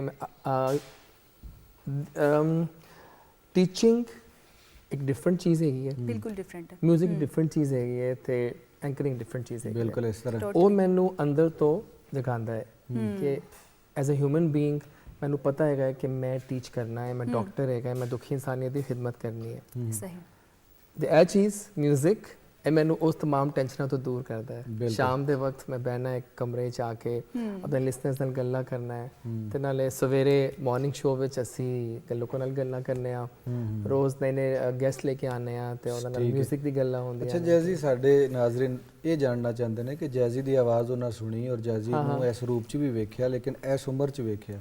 ਬਚਪਨ ਦਾ ਜੈਜ਼ੀ ਕੀ ਸੀ? ਹਾਂ, ਬੜਾ ਅੱਛਾ ਸਵਾਲ ਸ਼ਰਾਰਤੀ ਕੀਤਾ। ਜਿਹਾ ਸੀ ਜਾਂ ਬੜਾ ਚੁੱਪ ਬਚਪਨ ਜਿਹਾ ਦਾ- ਸੀ? ਕਿੰਜ ਦਾ ਸੀ ਜੈਜ਼ੀ? ਬਚਪਨ ਦਾ ਜੈਜ਼ੀ ਬਹੁਤ ਸ਼ਰਾਰਤੀ ਹੈਗਾ ਸੀ। ਅੱਛਾ, ਕੋਈ ਸ਼ਰਾਰਤ ਤੇ ਦੱਸੋ। ਸ਼ਰਾਰਤ ਮੈਨੂੰ ਹੁਣ ਯਾਦ ਤੇ ਨਹੀਂ। ਕਿਉਂ? ਸ਼ਰਾਰਤ ਯਾਦ ਨਹੀਂ? ਨਹੀਂ, ਸ਼ਰਾਰਤਾਂ ਕਾਫੀ ਹੈਗੀਆਂ ਨੇ। ਕੋਈ ਇੱਕ ਮੈਨੂੰ ਦੱਸੋ। ਐਗਜ਼ੈਕਟਲੀ ਤਾਂ ਯਾਦ ਨਹੀਂ, ਬਟ ਮੇਰੇ ਅੱਬੂ ਬਤਾਉਂਦੇ ਸਨ ਕਿ ਦੱਸਦੇ ਸਨ ਕਿ ਮੈਨੂੰ ਕਿ ਸਭ ਟੀਵੀ ਵੇਖ ਰਹੇ ਹੁੰਦੇ ਸਨ ਤੇ I used to just come in front of them. ਅੱਛਾ। ਹੱਦੋਂ ਪਰੇ ਮੈਂ ਆ ਗਿਆ ਦੇ। ਅੱਛਾ ਅੱਛਾ, ਸ਼ੁਰੂ ਤੋਂ ਹੀ। ਹਾਂ, ਛੋਟੀ ਮੋਟੀ ਸ਼ਰਾਰਤਾਂ। ਅੱਛਾ, ਬੈਲ ਵਜਾ ਕੇ ਤੇ ਨਹੀਂ ਸੋ ਹਾਂ, ਜਾਦਾ? ਇਹ ਵੀ ਇਹ ਵੀ ਹੁੰਦਾ ਕਰਦਾ ਬਚਪਨ ਦੇ ਇਹ ਤਾਂ ਵਿੱਚ ਸਭ ਵੀ ਅਕਸਰ। ਕਰਦੇ ਇਹ ਸਭ ਕਰਦੇ ਨੇ। ਅੱਛਾ, ਮੇਰੇ ਖਿਆਲ ਨਾਲ ਤੇ ਤੁਸੀਂ ਵੀ ਕੀਤਾ। ਤੁਸੀਂ ਵੀ ਕੀਤਾ ਹੈ? ਬੜੀ ਵਾਰੀ ਕੀਤਾ ਹੈ। ਅੱਛਾ, ਨਿੱਕੇ ਹੁੰਦੇ ਬੜੀ ਵਾਰੀ ਕੀਤਾ ਹੈ। ਅੱਛਾ ਹੁਣ ਤੇ ਨਹੀਂ ਨਾ ਕਰਦੇ। ਨਹੀਂ ਹੋ ਨਹੀਂ। ਅੱਛਾ, ਤੇ ਹੁਣ ਫਿਰ ਮਾਡਲਿੰਗ ਜਿਵੇਂ ਤੁਸੀਂ ਦੱਸ ਰਹੇ ਸੀ ਬ੍ਰੇਕ ਤੋਂ ਪਹਿਲੇ ਕਿ ਬਚਪਨ ਤੋਂ ਤੁਸੀਂ ਸ਼ੀਸ਼ੇ ਦੇ ਸਾਹਮਣੇ ਕਿਤੇ ਨਾ ਕਿਤੇ ਤੁਹਾਨੂੰ ਲੱਗਦਾ ਸੀ ਕਿ ਤੁਸੀਂ ਸ਼ਾਇਦ ਕਿਤੇ ਐਸੀ ਮੈਨੂੰ ਹਜੇ ਵੀ ਲੱਗਦਾ ਹੈ। ਹਜੇ ਵੀ ਲੱਗਦਾ ਹਜੇ ਵੀ ਲੱਗਦਾ ਹੈ। ਹੁਣ ਤੇ ਯਕੀਨ ਪੱਕ ਹੋ ਗਿਆ ਹੁਣ। ਪੱਕਾ ਹੋ ਗਿਆ ਹੈ। ਤੇ ਐਕਟਿੰਗ ਵੱਲ ਵੀ ਆਓਗੇ? ਇਨਸ਼ਾਅੱਲਾ ਐਕਟਿੰਗ ਵਾਲੇ ਵੀ ਆਵਾਂਗੇ। ਇਨਸ਼ਾਅੱਲਾ ਐਕਟਿੰਗ ਵੱਲ ਵੀ ਆਓਗੇ। ਅੱਛਾ ਜੈਸੇ ਤੁਸੀਂ ਪ੍ਰੋਗਰਾਮ ਹੀ ਹੋਸਟ ਕਰਦੇ ਹੋ, ਤੁਸੀਂ ਦੱਸ ਡਿਫਰੈਂਟ ਸ਼ੋਬਿਆਂ ਨਾਲ ਤੁਸੀਂ ਇਸ ਟਾਈਮ ਮੁੰਸਲਿਕ ਹੋ, ਕਿਹੜੇ ਸ਼ੋਬੇ 'ਚ ਕੰਮ ਕਰਕੇ ਤੁਹਾਨੂੰ ਜ਼ਿਆਦਾ ਮਜ਼ਾ ਆਉਂਦਾ ਹੈ? ਐਕਟਿੰਗ, ਹੋਸਟਿੰਗ, ਬਿਲਕੁਲ ਇਹਨਾਂ ਦੀ ਸਭ ਦੀ ਆਪਣੀ ਆਪਣੀ ਜਗ੍ਹਾ ਹੈ, ਇੱਕ ਆਪਣੀ ਫੀਲਿੰਗਸ ਹੈ, ਲੇਕਿਨ ਜ਼ਿਆਦਾ ਤੁਸੀਂ ਕਿਹਦੇ 'ਚ ਅੱਛਾ ਮਹਿਸੂਸ ਕਰਦੇ ਹੋ? As a teacher, Ustad, I think ਮੇਰਾ ਬੈਸਟ ਬਟ ਆਈ ਥਿੰਕ ਕਿ ਉਸਤਾਦ ਵੀ ਤੇ ਨਾਲੇ ਆਰਜੇ ਵੀ ਤੇ ਨਾਲੇ ਟੀਵੀ ਹੋਸਟ ਵੀ ਤਮਾਮ ਦਿਲ 'ਚ ਹਰ ਕਿਸੇ ਦਾ ਵੱਖਰਾ ਵੱਖਰਾ ਖਾਨਾ ਹਾਂ ਹਰ ਰੂਪ ਇੰਝ ਦੀ ਨਹੀਂ ਹੋ ਆਪਣੀ ਕੋਈ ਸਕਦਾ। ਨਿਖਾਰ ਜਿਹਾ ਹੁੰਦਾ ਹੈ ਹਾਂ ਹਰ But ਚੀਜ਼ ਮੇਰੇ as a ਖਿਆਲ ਨਾਲ teacher, I ਹਰ think, ਪ੍ਰੋਫੈਸ਼ਨ ਕੁਝ ਨਾ ਕੁਝ ਉਸਤਾਦ, ਸਿਖਾਉਂਦਾ ਹੈ I think ਇਨਸਾਨ। ਉਸਤਾਦ ਹੋਣਾ ਨਾ ਇਹ ਬਹੁਤ ਉੱਤੇ ਹੈਗਾ ਬਿਲਕੁਲ ਸਹੀ। ਨਿਸਬਤਨ ਯਾਨੀ ਤੁਸੀਂ ਇੱਕ ਬਾਕੀ- ਨੇਸ਼ਨ ਨੂੰ ਇੱਕ ਪੂਰਾ ਇਨਫੋਰਮੇਸ਼ਨ ਨੌਲੇਜ ਦੇ ਕੇ ਤੇ ਫਿਰ ਨੌਲੇਜ ਤੁਸੀਂ ਨੂੰ ਜਾ ਰਹੇ ਅੱਗੇ ਹੋ, ਟ੍ਰਾਂਸਫਰ ਕਰਨਾ ਟ੍ਰਾਂਸਫਰ ਕਰ ਰਹੇ ਹੋ, ਜੋ ਤੁਸੀਂ ਸਿੱਖਿਆ ਉਹ ਦੇ ਕੇ ਜਾ ਰਹੇ ਹੋ। ਯਾ ਐਗਜ਼ੈਕਟ ਅੱਛਾ ਇਹ ਦੱਸੋ ਜਜ਼ੀ ਕਿ ਐਕਟਿੰਗ ਵੱਲ ਜਿਹੜਾ ਹੈ ਤੁਹਾਡਾ ਰੁਝਾਨ ਹੈ? ਨੋ ਐਕਟਿੰਗ ਵੱਲ ਨਹੀਂ ਕਾਫੀ ਲੇਕਿਨ ਕੰਮ ਤੁਸੀਂ, ਕਰਨਾ ਪਿਆ ਮੈਂ ਦੇਖਦੀ ਰਹਿੰਦੀ ਹਾਂ ਤੁਹਾਡੀ ਵੀਡੀਓਜ਼, ਐਕਟਿੰਗ ਤੁਸੀਂ ਕਾਫੀ ਕਰਦੇ ਹੋ ਹੈ ਨਾ? ਉਹ ਐਕਟਿੰਗ ਹੋਰ ਚੀਜ਼ ਹੈਗੀ ਹੈ ਨਾ ਉਹ ਸਮਾਲ ਵੀਡੀਓਜ਼ ਤੇ ਐਕਟਿੰਗ ਕਰਨਾ ਉਹ ਹੋਰ ਚੀਜ਼ ਹੈਗੀ ਹੈ ਨਾ ਲੇਕਿਨ ਇੱਕ ਫੁੱਲ ਫਲੈਜ ਕਰੈਕਟਰ ਕਰਨਾ ਜ਼ਾਹਿਰ ਉਹ ਥੋੜਾ Exactly, ਮੁਸ਼ਕਿਲ ਪੈਰਾਡਾਈਮ ਹੋ ਜਾਂਦਾ। ਗਾਣ ਦਾ ਵੀ ਤੁਸੀਂ ਸ਼ੌਕ ਰੱਖਦੇ ਹੋ, ਕੁਝ ਗਾ ਕੇ ਨਾ ਗਾਣੇ ਦਾ ਮੈਨੂੰ ਕੀ ਖਿਆਲ ਹੈ? ਹੋ ਜਾਏ ਫਿਰ। ਜੈਜ਼ੀ ਦੀ ਵੌਇਸ ਚ ਸੁਣਨੇ ਆ। ਆਏ ਹਾਏ ਜ਼ਰੂਰ। ਵਰਮੀ ਤੇ ਇੱਕ ਗਾਣਾ ਹੈਗਾ ਸੀ ਫਿਲਮ ਚੂੜੀਆਂ ਦਾ ਅੱਛਾ ਮੇਰਾ ਬਹੁਤ ਫੇਵਰਿਟ ਗਾਣਾ ਹੈਗਾ ਬੜੀ ਤੇ ਮੈਂ ਚੰਗੀ ਕੋਸ਼ਿਸ਼ ਔਰ ਹਿੱਟ ਕਰਨਾ ਹੈ ਫਿਲਮ। ਹਾਂ ਤੇ ਉਹ ਗਾਣਾ ਮੈਂ ਜਸਟ ਇੱਕ ਲਾਈਨ ਤੇ ਤੁਸੀਂ ਨਾਲ ਸਾਰਿਆਂ ਨੂੰ ਮੇਰਾ ਸਾਥ ਦੇਵੋ ਚਲੋ ਠੀਕ ਹੈ। ਜ਼ਰੂਰ ਜੇ ਆਂਦਾ ਹੋਇਆ ਤੇ ਆਂਦਾ ਹੋਏਗਾ ਕਰਾਂ ਮੈਂ ਨਜ਼ਾਰਾ ਜਦੋਂ ਦੀ ਤਸਵੀਰ ਦਾ ਕਰਾਂ ਮੈਂ ਨਜ਼ਾਰਾ ਜਦੋਂ ਦੀ ਤਸਵੀਰ ਦਾ ਪੈਂਦਾ ਏ ਭੁਲੇਖਾ ਮੈਨੂੰ ਸੋਹਣੀ ਸੱਸੀ ਹੀਰ ਦਾ ਕਰਾਂ ਮੈਂ ਨਜ਼ਾਰਾ ਜਦੋਂ ਦੀ ਤਸਵੀਰ ਦਾ ਕਾਫੀ ਆਪਣਾ ਹਾਂ ਮੈਂ ਨਹੀਂ ਹੋਰ ਥੋੜਾ ਜਿਹਾ ਮਤਲਬ ਹਾਲੇ ਤੇ ਟੈਂਪੋ ਬਣਿਆ ਸੀ। ਮੈਨੂੰ ਬੋਲ ਤੁਹਾਨੂੰ ਯਾਦ ਸੁਣਨਾ ਨਹੀਂ- ਚਾਹੁੰਦੀ ਮੈਨੂੰ ਬੋਲ ਯਾਦ ਨਹੀਂ ਹੈਗੇ ਆਗੇ ਨਾ ਤੁਸੀਂ ਸਾਰਾ ਦਿਨ 뮤직 ਚਲਾਉਂਦੇ ਹੋ ਰੇਡੀਓ ਦੇ ਉੱਤੇ ਤੇ ਕਿੰਨੇ ਹੀ ਗਾਣੇ ਚਲਾ ਦਿੰਦੇ ਹੋ ਨਾ ਉਹਦੇ 'ਚ ਤੇ ਸਹੀ ਗੱਲ ਪੰਜਾਬੀ ਵੀ ਯਕੀਨੀ ਤੌਰ ਤੇ ਚਲਾਉਂਦੇ ਹੋ ਹਾਂ। ਤੇ ਕੋਈ ਬਿਲਾਲ ਸਈਦ, ਕੋਈ ਇਬਰਾਰੁਲ ਹਕ, ਕੋਈ ਇਹ ਨਵੇਂ ਮਤਲਬ ਗੁਲਕਾਰ ਅਸੀਂ ਫਿੱਕੇ ਆ ਉਹ ਵੀ ਗਾਣੇ ਹੈਗੇ ਨਾ ਇਹਨੂੰ ਵੀ ਗਿਆ ਮੈਨੂੰ ਜਿਹੜਾ ਬੋਲ ਯਾਦ ਨਹੀਂ ਹੁੰਦੇ ਅਕਸਰ ਬਸ ਇਹ ਗਾਣਾ ਮੈਨੂੰ ਯਾਦ ਹੈਗਾ ਸੀ ਕਰਾਂ ਮੈਂ ਨਜ਼ਾਰਾ। ਹਾਂ ਪੰਜਾਬੀ ਗਾਣਾ ਤੁਸੀਂ ਦੱਸੋ ਕੋਈ ਆਪਸ਼ਨ ਚੈਲੰਜ ਚੈਲੰਜ ਹੋ ਗਿਆ ਭਾਈ ਜ਼ਰੀਨ। ਕੋਈ ਵੀ ਪੰਜਾਬੀ ਗਾਣਾ ਦੱਸੋ ਸਾਨੂੰ ਤੇ ਅਸੀਂ ਉਹ ਸੁਣਾਵਾਂਗੇ ਤੁਹਾਨੂੰ। ਲਓ ਜੀ ਦੀਆਂ ਗੱਲਾਂ ਜ਼ਰੀਨ ਹਾਂ ਨਹੀਂ ਉਹ ਤੇ ਅਸਲਮ ਦਾ ਦਿਲ ਦੀਆਂ ਗੱਲਾਂ ਕਹਿੰਦੇ ਪਏ ਨੇ ਚਲੋ ਠੀਕ ਹੈ। ਇੰਨਾ ਵੀ ਪੰਜਾਬੀ ਪੰਜਾਬੀ ਨਹੀਂ ਇੱਧਰ ਵਾਲਾ ਪੰਜਾਬੀ। ਚਲੋ ਸਹੀ ਗੱਲ ਹੈ ਅੱਛਾ ਇਹ ਦੱਸੋ ਕਿ ਜਿਹੜੇ ਨਵੇਂ ਕੁਝ ਲੋਕ ਰੇਡੀਓ ਜੁਆਇਨ ਕਰ ਰਹੇ ਨੇ, ਟੈਲੀਵਿਜ਼ਨ ਜੁਆਇਨ ਕਰ ਇਹ ਰਹੇ ਅੱਛਾ ਨੇ, ਸਵਾਲ ਹੈ। ਕੁਝ ਬੜਾ ਹੀ ਬੇਸਿਕ ਜਿਹੀਆਂ ਚੀਜ਼ਾਂ ਜਿਹੜੀਆਂ ਕਿ ਜੈਜ਼ੀ ਨੇ ਸਿੱਖੀਆਂ over the period of time. ਬਹੁਤ ਅੱਛਾ ਸਵਾਲ ਤੁਸੀਂ ਪਹਿਲੀ ਦਫਾ ਕੈਮਰਾ ਜਦੋਂ ਫੇਸ ਕੀਤਾ, ਪਹਿਲੀ ਦਫਾ ਮਾਈਕ ਤੇ ਬੈਠੇ ਹੋਵੋਗੇ ਤੇ ਹਰ ਦਫਾ ਹਰ ਕਿਸੇ ਨੂੰ ਹੁੰਦਾ ਹੀ ਹੈ ਸਟਾਰਟ ਦੇ ਵਿੱਚ। ਉਹ ਥੋੜੇ ਜਿਹੇ ਕੁਝ 골ਡਨ ਟਿਪਸ ਰੂਲਸ ਦੇ ਹੀ ਦਿਓ ਜਿਹੜੇ ਕੋਈ ਵੇਖ ਰਹੇ ਨੇ। ਹਾਂ ਜਿਹੜੇ ਦੋ ਆ ਤਿੰਨ ਰਹੇ ਨੇ। ਟਿਪਸ ਮੈਂ ਦਵਾਂਗਾ ਆਪਣੇ ਨਿਊ ਆਰਜੇਸ ਨੂੰ ਕਿ ਇੱਕ ਤੇ ਤੁਹਾਨੂੰ ਕੋਈ ਕਮਾਂਡ ਨਹੀਂ ਹੁੰਦਾ। ਅਕਸਰ ਮੈਂ ਸੁਣਦਾ ਗਾੜੀ ਵਿੱਚ ਕਿ ਕੀ ਚੱਲਦਾ ਪਿਆ ਤੇ ਤਿੰਨ ਚੀਜ਼ਾਂ ਬਹੁਤ ਜ਼ਰੂਰੀ ਹੈਗੀਆਂ ਨੇ। ਜੀ ਨੰਬਰ 1 ਜੋ ਵੀ ਅਲਫਾਜ਼ ਤੁਸੀਂ ਅਦਾ ਕਰਦੇ ਪਏ ਹੋ ਉਹਦੇ ਉੱਤੇ ਕਮਾਂਡ। ਅੱਛਾ ਸਹੀ ਵਕਤ ਤੋਂ ਵਕਤ ਨਹੀਂ ਬੋਲਣਾ। ਅਗਰ ਤੁਸੀਂ ਉਰਦੂ ਦਾ ਸ਼ੋਅ ਕਰਦੇ ਪਏ ਹੋ ਤੇ ਵਕਤ ਤੇ ਤੁਹਾਨੂੰ ਬੋਲਣਾ ਵਕਤ ਨੂੰ ਵਕਤ ਪਰ ਨਹੀਂ ਪੰਜਾਬੀ ਕਰ ਰਹੇ ਹੋ ਤਾਂ ਵੇਲਾ ਬੋਲਣਾ। ਕਹਿਣਾ। ਹਾਂ ਠੀਕ ਹੈ। ਇਹ ਗੱਲ ਬਹੁਤ ਜ਼ਰੂਰੀ ਹੈ। ਪੰਜਾਬੀ ਦਾ ਸ਼ੋਅ ਕਰਦੇ ਪਏ ਹੋ ਤੇ ਪੰਜਾਬੀ ਨਾਲ ਪ੍ਰੋਪਰ ਗੱਲ ਕਰੋ। ਟੱਚ ਹਾਂ। ਬਿਲਕੁਲ। ਇੰਗਲਿਸ਼ ਬੋਲਦੇ ਪਏ ਹੋ ਤਾਂ ਇੰਗਲਿਸ਼ ਪ੍ਰੋਪਰ। ਇਹ ਨਹੀਂ ਕਿ ਵਕਤ ਨੂੰ ਵਕਤ ਤੇ ਗਲਤੀ ਨੂੰ ਗਲਤ। ਆਈ ਮੀਨ ਠੀਕ ਹੈ ਮਿਸਾਲ। ਤੇ ਜਿਹੜਾ ਵੀ ਤੁਸੀਂ ਟੌਪਿਕ ਲੈ ਕੇ ਚੱਲਦੇ ਪਏ ਹੋ ਉਹਦੇ ਉੱਤੇ ਹੋਲਡ। ਗ੍ਰਿਪ ਹੋਣੀ If- ਚਾਹੀਦੀ ਹੈ। ਹਾਂ। ਸਹੀ। ਤੁਹਾਨੂੰ ਸ਼ੌਕ ਹੈਗਾ ਸਿਆਸਤ ਦਾ, ਤੁਸੀਂ ਸਿਆਸੀ ਸ਼ੋਅ ਕਰਦੇ ਪਏ ਹੋ, you should have hold on politics. ਅਗਰ ਤੁਸੀਂ ਸ਼ੋਬਿਜ਼ ਦਾ ਸ਼ੋਅ ਕਰਦੇ ਪਏ ਹੋ ਤੁਹਾਨੂੰ ਪਤਾ ਹੋਣਾ ਚਾਹੀਦਾ ਹੈ ਕਿ 뮤직 ਵਿੱਚ ਕੌਣ ਇਨ ਹੈ ਕੌਣ ਆਊਟ ਹੈ। ਕੋਈ ਸੈਂਸ ਨਾ ਹੋਏ, ਪਤਾ ਨਾ ਹੋਏ, ਜਸਟ ਵੇਖ ਕੇ ਟੀਵੀ ਤੋਂ ਤੁਸੀਂ ਦੱਸ ਦਵੋ ਇਹ ਵੀ ਗੱਲ ਅਪਕਮਿੰਗ ਫਿਲਮਾਂ ਕਿਹੜੀਆਂ ਆ ਰਹੀਆਂ ਹਾਂ, ਨੇ, ਕਿਹੜੀਆਂ ਤੁਸੀਂ- ਪਾਈਪਲਾਈਨ 'ਚ ਨੇ। ਇਹ ਗੱਲਾਂ ਇਨਬੋਰਨ ਹੁੰਦੀਆਂ ਨੇ। ਇਹ ਸ਼ੌਕ ਨਾਲ ਪੈਦਾ ਹੁੰਦੇ ਨੇ। ਸ਼ੌਕ ਹੋਏਗਾ ਤੇ ਹੀ ਤੁਸੀਂ ਬੋਲ ਪਾਓਗੇ। ਹਾਂਜੀ ਤੇ ਪ੍ਰੋਨਾਂਸੀਏਸ਼ਨ ਬਹੁਤ ਜ਼ਰੂਰੀ ਹੈ ਵੀ ਅਸੀਂ ਬਹੁਤ ਸਾਰੀ ਗਲਤੀ ਕਰਦੇ ਨੇ ਕਿ ਤੁਹਾਨੂੰ ਪਤਾ ਹੀ ਨਹੀਂ ਹੈਗਾ ਤੁਸੀਂ ਕੀ ਬੋਲ ਜਾਂਦੇ ਹੋ, ਕਿਸ ਵਕਤ ਕੀ ਬੋਲਣਾ ਹੈ। ਕੈਜੂਅਲ ਅੰਦਾਜ਼ ਤੇ ਆਖਰੀ ਚੀਜ਼ ਲਹਿਜਾ। ਠੀਕ ਹੈ। ਇੱਕ ਕਾਲ ਆਂਦੀ ਹੈ ਅੱਜਕੱਲ ਕੀ ਹੁੰਦਾ ਪਿਆ ਕਾਲਰ ਕਾਲ ਕਰਦਾ ਹੈ कौन बात कर रहे हो, कौन बात कर रही हो। अच्छा एथिक्स नहीं है ये। आप कौन बात कर रही हैं, कहाँ से, ये ठीक है, एथिक्स मतलब एक जुड़त बनानी है। लहजा एथिक्स ਇਹ ਗੱਲਾਂ ਬਹੁਤ ਇੰਪੋਰਟੈਂਟ ਹੈਗੀਆਂ ਨੇ। ਬਟ ਅਸੀਂ ਇਨ ਗੱਲਾਂ ਦੀਆਂ ਜਿਹੜੇ ਨਵੇਂ ਬੱਚੇ ਆ ਰਹੇ ਨੇ ਨਈ ਥੋੜਾ ਜਿਹਾ ਘੱਟ generation ਉੱਤੇ ਲਈ- ਗੌਰ ਕਰ ਰਹੇ ਨੇ ਨਈ ਹਨਾ generation ਲਈ ਬੜੀ ਸੋਸ਼ਲ ਜ਼ਰੂਰੀ ਮੀਡੀਆ YouTube ਵੇਖਦੇ ਨੇ ਤੇ ਬਸ ਉਹਨਾਂ ਨੂੰ ਅੱਛਾ ਤੁਸੀਂ boldness ਆਪਣੇ ਕੁਝ ਫਿਊਚਰ ਪਲਾਨ ਸਾਨੂੰ ਜ਼ਰਾ ਦੱਸੋ ਕੀ ਕਰਨਾ ਚਾਹ Future ਰਹੇ ਹੋ ਕੀ plan ਕਰੋਗੇ ਤੇ ਹਜੇ ਤੇ ਮਾਡਲਿੰਗ 'ਚ ਮੈਂ ਕਦਮ ਰੱਖਿਆ ਤੇ ਵੇਖੋ ਅੱਗੇ ਕੀ ਹੁੰਦਾ ਹੈ। ਵੇਖਨੇ ਆ। ਚੰਗਾ ਹੀ ਹੋਏਗਾ। ਚੰਗਾ ਹੀ ਹੋਏਗਾ ਵਧੀਆ ਧਮਾਕੇ ਹੋਏਗਾ ਹੋਣਗੇ। ਅੱਲਾ ਚੰਗੀਆਂ ਕਰੇਗਾ ਬਿਲਕੁਲ ਚੰਗੀਆਂ ਕਰੇਗਾ। ਆਪਣੀ ਜਿਹੜੀ ਸੈਲਫ ਗਰੂਮਿੰਗ ਹੈ ਬੀਇੰਗ ਐਨ ਅ ਮਾਡਲ ਤੁਸੀਂ ਕੀ ਕਰਦੇ ਹੋ ਬਈ ਕਿਸ ਤਰ੍ਹਾਂ ਕੀ ਤੁਹਾਨੂੰ activities ਲੱਗਦਾ ਨੇ ਕਿ ਤੁਹਾਨੂੰ ਤੁਹਾਡੀਆਂ ਕਰਨਾ ਚਾਹੀਦਾ ਐਕਟੀਵਿਟੀਜ਼ ਹਲੇ ਤੇ ਐ ਹੀ ਨੇ ਕਿ ਬਸ ਸ਼ੀਸ਼ਾ ਹੈਗਾ ਤੇ ਮੈਂ ਹੈਗੀ ਹਾਂ ਤੇ ਫਿਊਚਰ ਸੋਚਦੀ ਰਹਿਣੀ ਆ ਅੱਛਾ। ਤੇ ਮਾਡਲ ਬਣਨਾ ਹੈ ਕਰਨਾ ਉਹ ਕਰਨਾ ਹੈ ਤੇ ਵੇਖੋ ਕੀ ਹੁੰਦਾ ਫਿਊਚਰ 'ਚ। ਤੇ 뮤직 ਦੇ ਵਿੱਚ ਅੱਜ ਕੱਲ ਤੁਹਾਨੂੰ ਕੀ ਲੱਗਦਾ ਕਿ ਅਸੀਂ ਉਹਦੇ ਚ ਚੰਗਾ 뮤직 ਵਧੀਆ 뮤직 ਜਿਹੜਾ ਇੱਕ ਪਾਕਿਸਤਾਨੀ ਫਲੇਵਰ ਸੀ ਪੌਪ ਮੌਸੀਕੀ ਦਾ ਇੱਕ ਫਲੇਵਰ ਸੀ ਉਹ ਅਸੀਂ ਰੱਖਿਆ ਹੋਇਆ ਜਾਂ ਅਸੀਂ ਕਾਪੀ ਸ਼ੁਰੂ ਕਰ ਦਿੱਤੀ ਕਿਸੇ ਹੋਰ ਦੀ ਯੂ نو ਇੱਕ ਜ਼ਮਾਨਾ ਹੈਗਾ ਸੀ ਜਦੋਂ ਐਲਬਮ ਆਉਂਦੀਆਂ ਸਨ ਐਲਬਮ ਦੀ ਆਪਣੀ ਇੱਕ ਖੁਸ਼ਬੂ ਹੁੰਦੀ ਸੀ ਉਹਨੂੰ ਅਨਟੋਨ ਕਰਨਾ ਤੇ ਉਹਨੂੰ ਪਲੇ ਕਰਨਾ।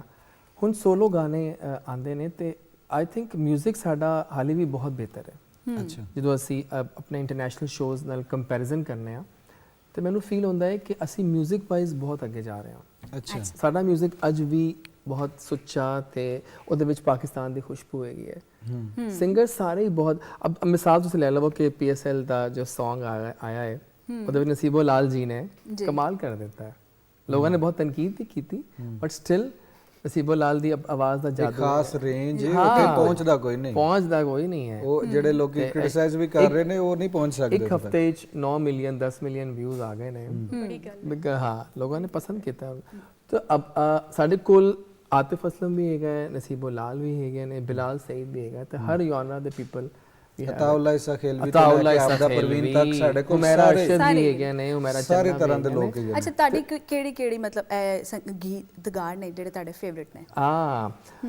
ਲੈਜੈਂਡ ਅਬ ਖਾਨ ਸਾਹਿਬ ਦਾ ਕੋਈ ਜੋੜ ਨਹੀਂ ਉਸਫਤ ਅਲੀ ਖਾਨ ਮੈਡਮ ਨੂਰ ਜਹਾਂ ਤੇ ਅੱਜਕੱਲ ਦੇ ਸਜਾਦ ਅਲੀ ਅੱਜ ਕੱਲ ਦੇ ਤੇ ਨਹੀਂ ਜੀ ਉਹ ਗਾਣਾ ਮਤਲਬ ਸਜਾਦ ਅਲੀ ਮੀਨਸ ਕਿ ਉਹ ਇਹ ਲੋਟ permanent singer ਨੇ।